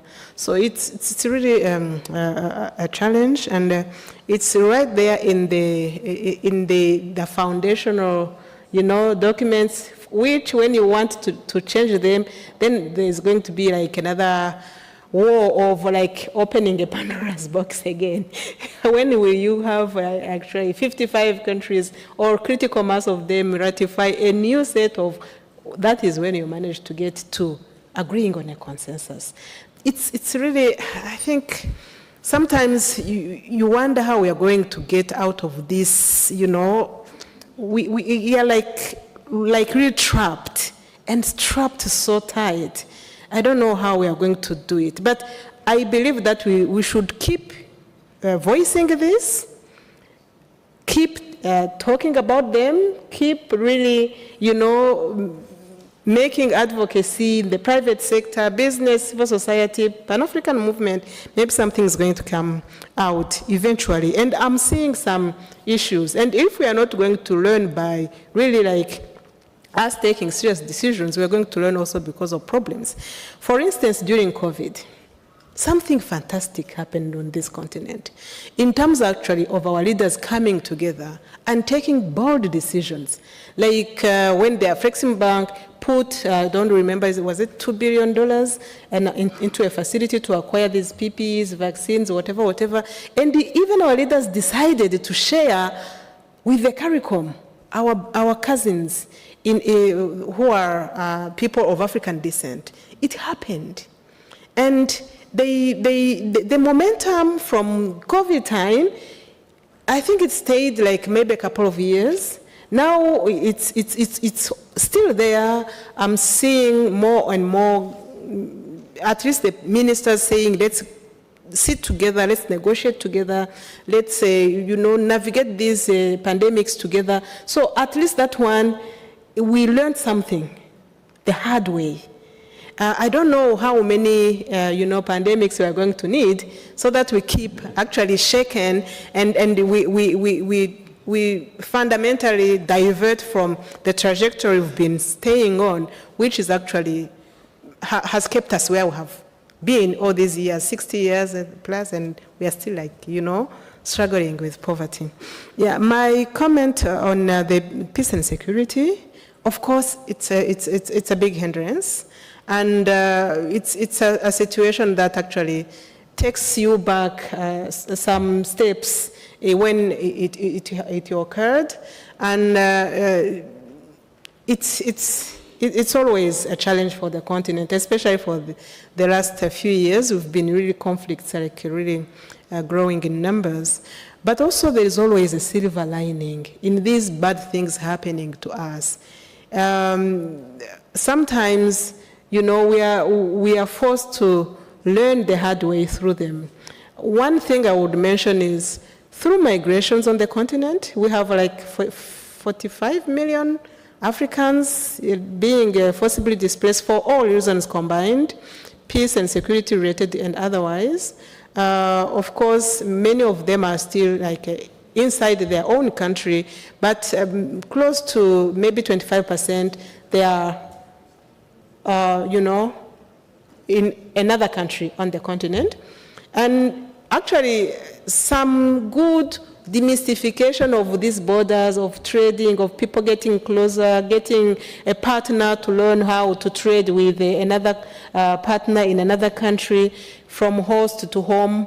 It's also, helping actually to implement the FCFTA, although through so unfortunate, predicament. So it's really a challenge for the continent. Now, my last one is on the finance. The figure actually about this pension and insurance on the continent, $2 trillion. When you combine all the financial institutions, development financial institutions, central banks reserves, whatever, $4 trillion that we have on the continent. So the issue is not capital. That's why there are one initiative that actually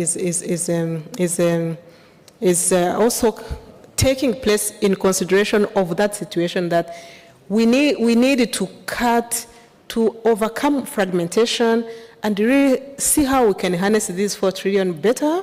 And the FDB, the Africa Development Bank, they are now leading that process. They call it a new African financial architecture for development. They are working like these multilateral financial institutions on the continent. And yeah, it's yet another concept. So it still needs to be tested in implementation. Here in Rwanda, it's the first time we have seen a pension fund venturing into an SME growth fund.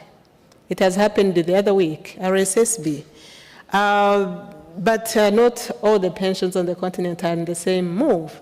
But even then, we still have, we are talking of the growth SMEs, but we still have those to nurture that are still tiny, so that you don't even touch them with that money. So how do we do about it? So in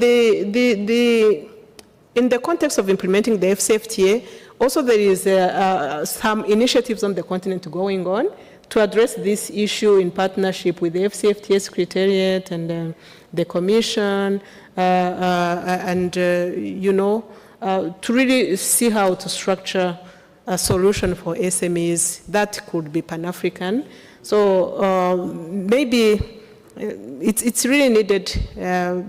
Let's keep pushing and let's keep demanding it, and let's keeping people who are in those circles accountable to the SMEs. And I count myself among them, so hopefully we can see some results going forward. Thank you. Thank you very much. Ambassador Khalid. Thank you very much for the intervention, and thank you, Chairman, for your sympathy and support. I sense some of pessimistic feeling. I don't know why. At the first session, there is optimism. At the second session, I feel some sort of pessimism. Maybe because we are facing the right challenges that we should talk about transparently. We shouldn't be pessimistic. I'm very hopeful that the future is for Africa. I'll give you one example. The African economy in the 2025, the total growth is 4.2%, while the global economy was 2.4%. So Africa had the strongest economic performance in a decade. In 2025, we achieved more growth than the global economy, and this is also give like a glimpse of hope. Second, we wouldn't be here and discussing all these issues without the spirit of the founding father of Pan-Africanism. We have developed the agenda. We have maintained the spirit. And we are pursuing the path for development. Remember, in the 50s and the 60s, the fathers of the Pan-Africanism, when they are talking about the liberation, they led the national liberation movement at that time. Remember the sacrifice, the suffering, and the price that they had paid. Thank God that we got an independent African countries. It is our responsibility, this generation, and the next generation, the youth, is to develop and maintain the independence that we got from the founding fathers of Pan-Africanism by all means. Economic independence, political independence, and also for the social, economic growth and development. So don't be pessimistic. We have the spirit of going on and on our own future. And I do agree with Mr. Dennis that it is now, not tomorrow. Now, not tomorrow. The second question, a lot of people talk about industrialization. Industrialization requires one thing, power generation. There is power generation deficit in Africa. And when we talk about regional integration, it's about this, how to share power at the regional level. Because some countries have the natural resources, hydropower generation, and other source of power. I think if we prioritize this, the regional integration is not about just trade, but about also sharing the essential means of development. Number one is power. Because without power, there is no industrialization. And there is a deficit of power generation in Africa. No industrialization also without transfer of power, transfer of technology. This has been one of the main issue and theme even within the African Union and others. You know, we are a recipient of technology, to be honest. So we are still not independent on that sense. I think it should be part and parcel of our continental policies and national policy of every nation state is to work on transfer of power, and this requires education for the youth more and more. Ambassador Joseph, when you talk about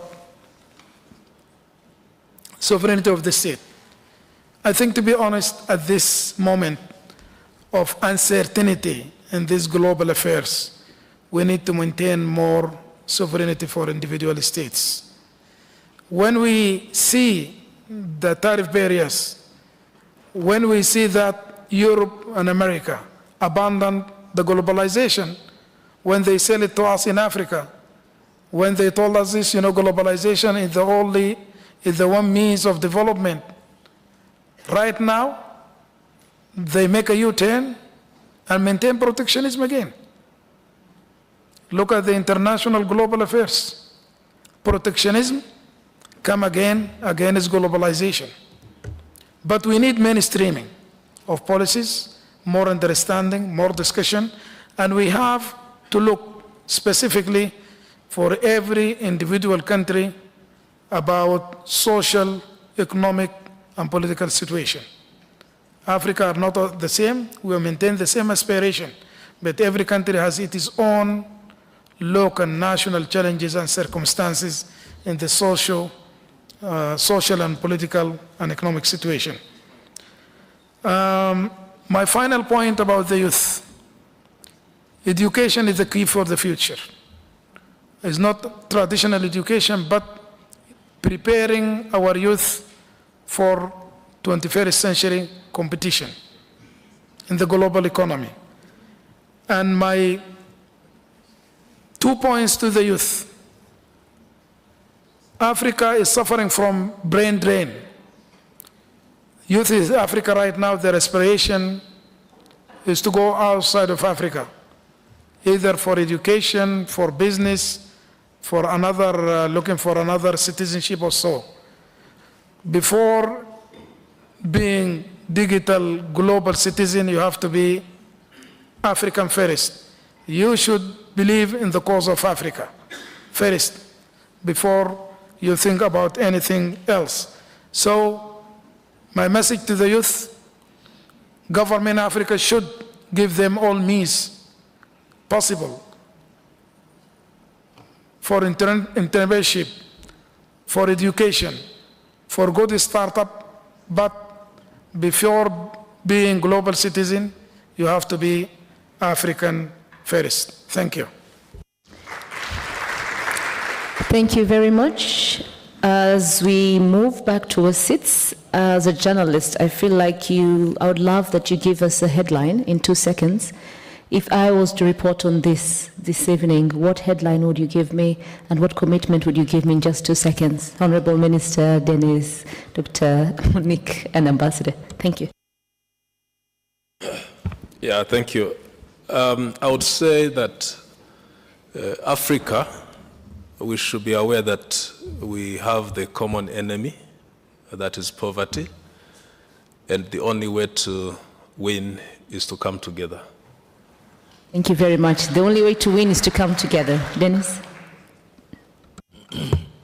My very last one is that the desire, as a person from the private sector, the desire to trade with each other on the continent is more present than ever. We want to trade, we want borders open, and trading together means scale, because somebody cannot satisfy a particular market. Scale means an opportunity for the next group. So, and then opportunity goes to what Professor said, enlighten the population to produce in groups, produce more for the market. We need to trade with each other. That's the purpose of that, of the ACFTA. Thank you. Let's trade together. Dr. Monique. Okay, mine will be, let's hold ourselves accountable for FCFTA implementation, because that opportunity window is closing on us. Thank you very much. Ambassador Khalid. Africa strongly believes in its future. Africa strongly believes in its future. Ladies and gentlemen, thank you very much. Please, a round of applause to my panelists as we take our seats.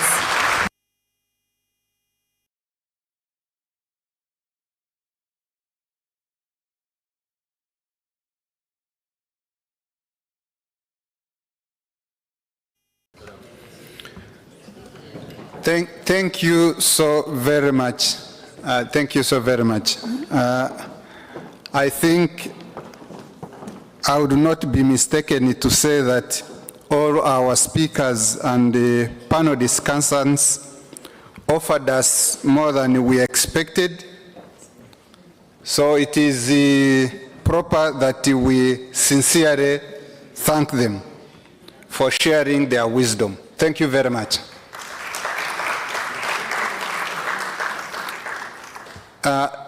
Thank you, moderators, and you all participants for your engaging participation.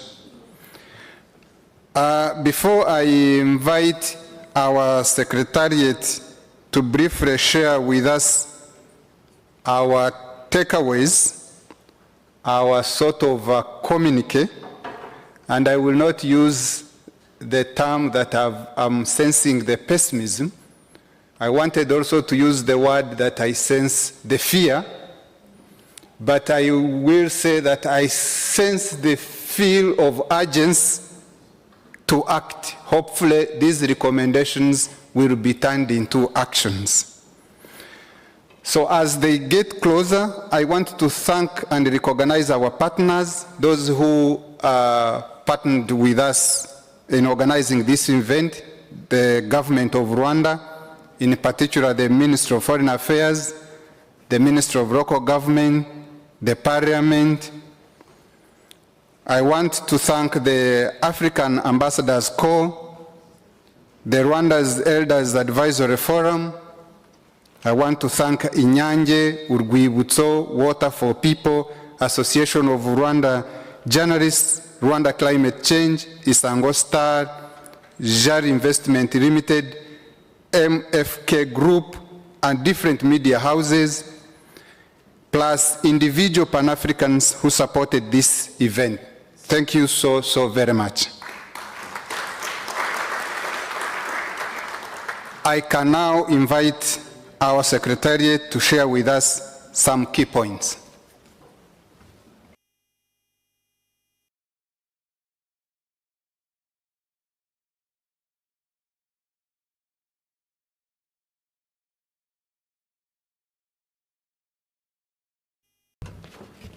Yes. Good afternoon. Africa. Unite. Africa. Unite.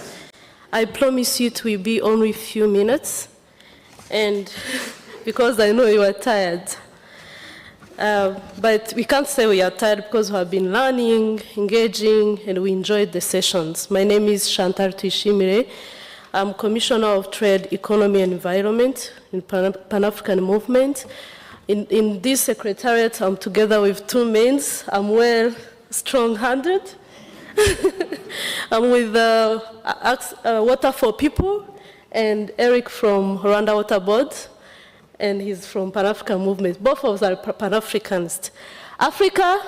Unite. I would like to start by summarizing a few key takeaways from the morning sessions. As from our leaders, various chairmen, various speakers we had, they reiterated on creating the future of Pan-African leaders. We are building, we are seedling, we are setting what we serve us in future. And as we have already understood key achievements, there's a lot of plans ahead. But that comes to what we have said, which is a shared water resources as catalyst for cooperation, economic growth, and sustainable development. And we cannot say that without remembering that water and sanitation is not simply a developmental issue, it is a matter of priority. Human dignity, public health, productivity, social justice, and well-being of all of us Africans. We need to remember that both in water and African Continental Free Trade Area and our AU agenda, it holds potential for accelerating industrialization as all of us kept on coming on that word.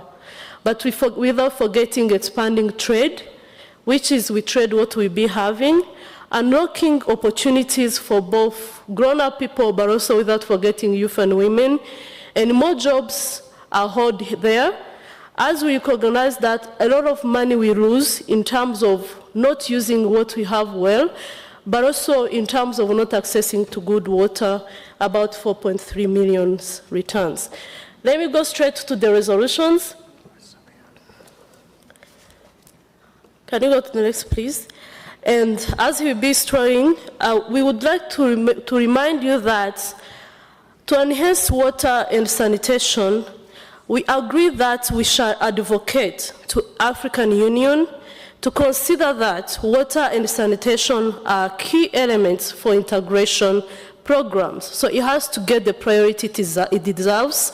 As we have realized, we only talked about it today, and it seems like in the past years we have merely forgotten about that. And we are reaffirming that water should be an African shared resource. If you consider that what it means, it's not water passing under us, it's just water reaching on us and in our homes. And we aim that discussions and knowledge sharing among ourselves as African countries to keep promoting them at both regional and continental level. We shall keep planning among ourselves and sharing what we have from all different knowledge you have learned from our fellows who are on the panelists. And we need to we agree that we have to call African governments, all of us, to integrate homegrown solutions in all of our programs, but especially in what we are talking about, water and sanitations. We need to develop action plans to deliver permanent and sustainable access to water and sanitation by 2030. This is according to SDG 6, and we all signed on that.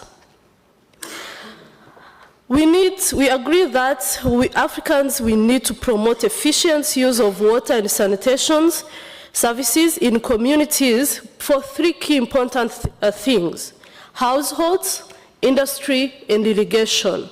I talk about all of that because that will make revolution and transformation in Africa. If we don't consider all of those three critical parts, we will only be talking as we have been saying.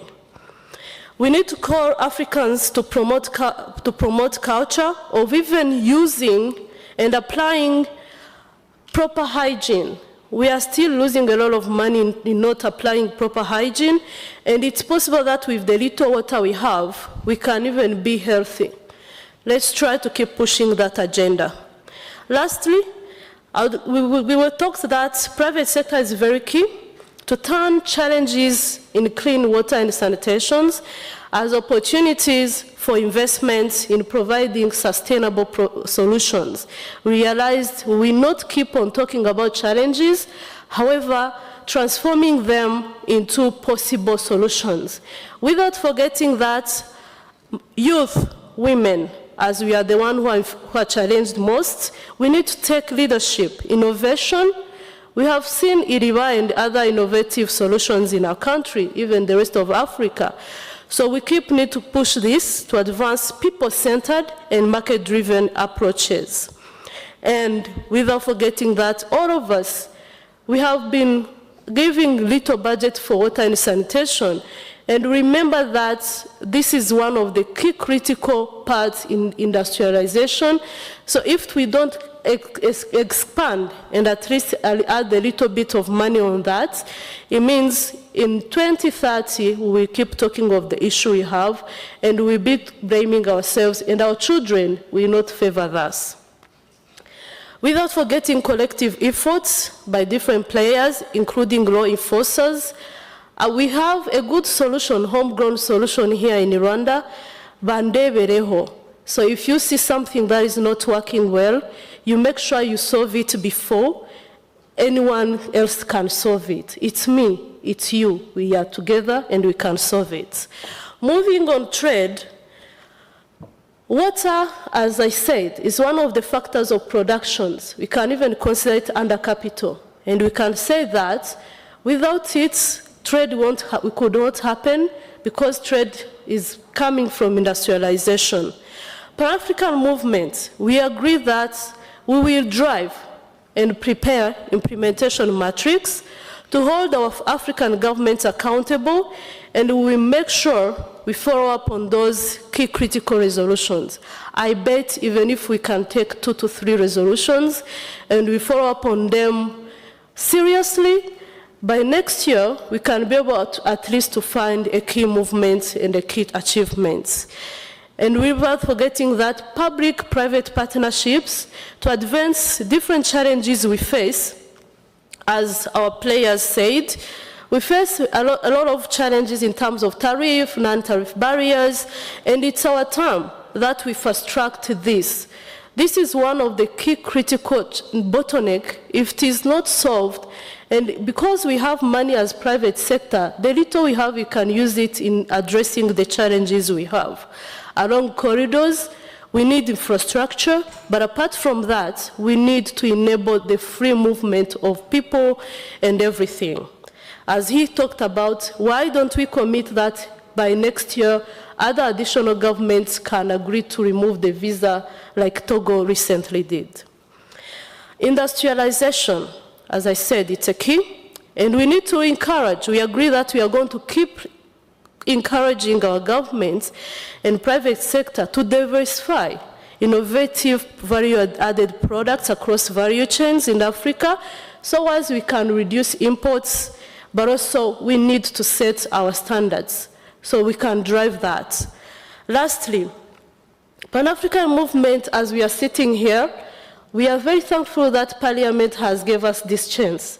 So I agree that by next year, we need to have this room filled, and we need more Parliament members to be in it.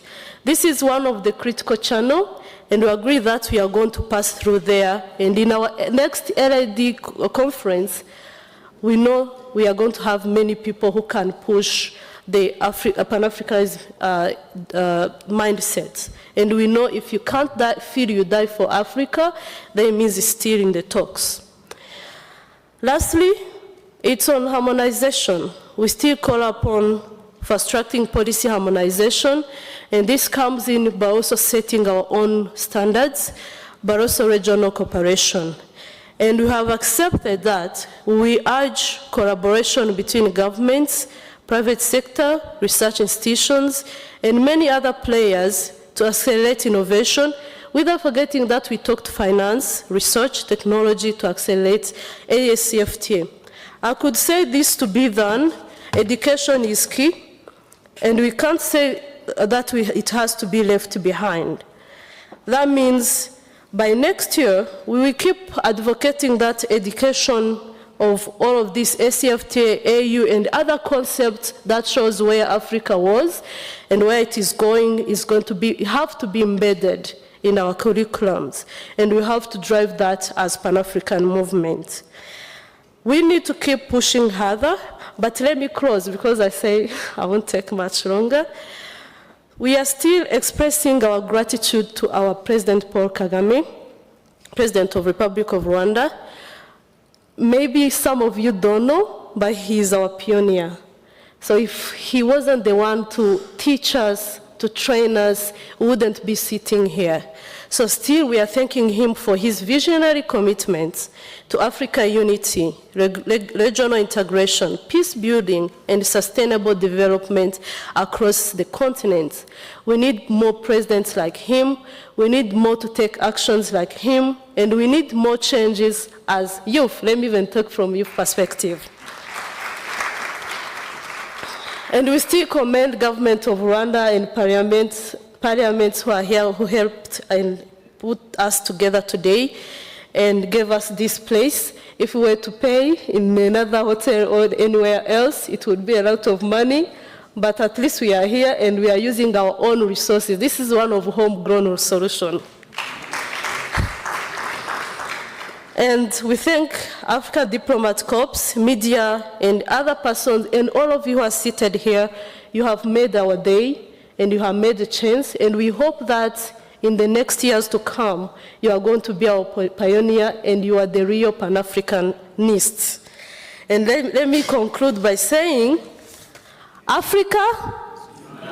Africa? Thank you. Let's change the words into actions.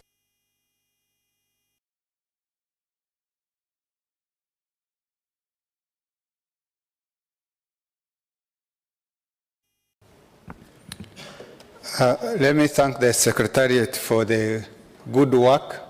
These resolutions will be fine-tuned because you can understand that they have just been produced. We will take time to look into them through our Executive Council and Governing Council to adopt them.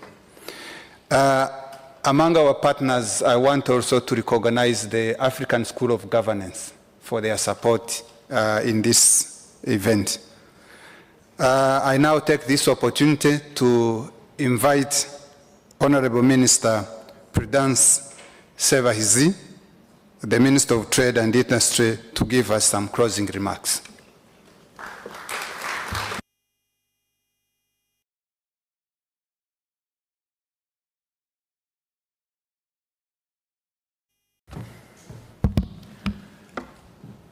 Thank you very much. What a long day.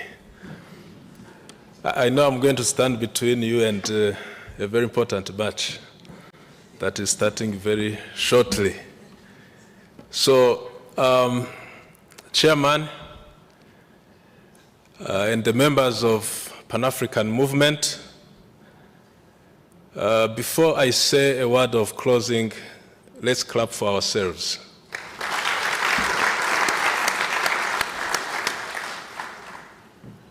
We are doing a wonderful job. We are putting our efforts to make sure that we shine and light for the rest of Africans. When we say Pan-African Movement, this means that we are taking the torch of our forefathers, the founders of Africa, African Union. So we should be proud of this. I want to believe that today's theme was very well chosen because it touches on our daily livelihood. It touches on abundance in our resources that we have not been using efficiently. But through today's morning panel, we have all understood that we have resources, but the resources are not equally shared. The resources have not been able to flourish and reach people who need them, so something has to be done. So when we talk about water resources and sanitation systems, we actually have to emphasize more on how do we manage those available resources. I have one story to share with you on this topic. A country called Singapore is an island, as you know. They are surrounded by water. But believe me, they are not using the ocean's water. They are importing water from the neighboring country, Malaysia, at a cost. And they have signed an agreement of 50 years to use that water from Malaysia, and that agreement comes to an end in 2050. And for them, because they believe that with this geopolitical environment, the agreement might not be renewed, but that will not be the end of Singapore. So they had to find a solution within themselves. So they resolved that despite the water they import from Malaysia, they have two more sources of water. The second one is the rainfall. So the rain falls each and every day, and there is no water from the rain that is spared. They make sure they keep it. And the second source of water, the third, is the recycled water, the water that they use on a daily basis. So they told me the water they flush in their toilets is the same water that they drink on a daily basis. And it's much better than the water they import from Malaysia. So the last result which will be the source of water number 4, will be to start using the ocean's water that surround them, but treating that water is more expensive than doing the other 3. So they chose to rely on the 3 sources.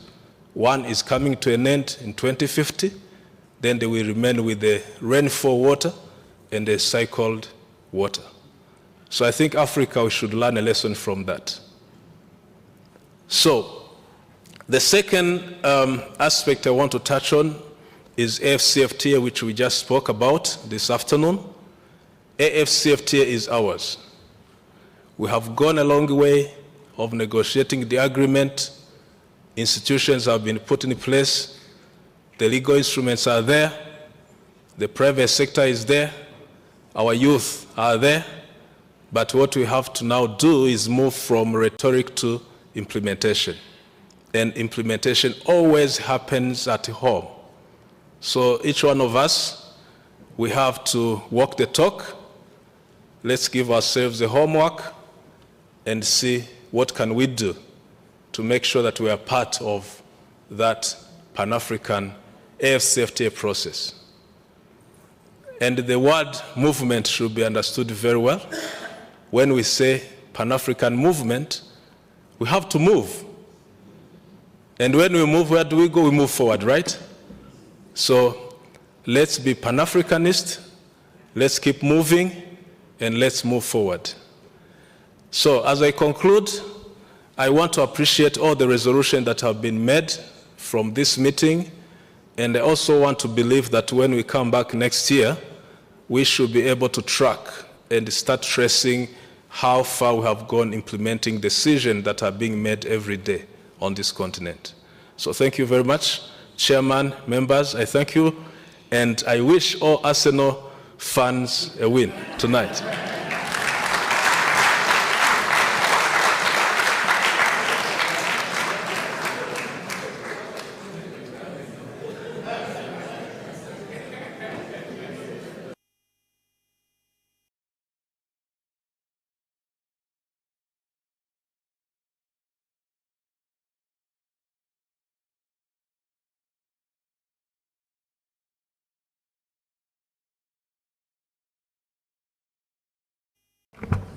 I'm not allowed to say anything after the closing remarks.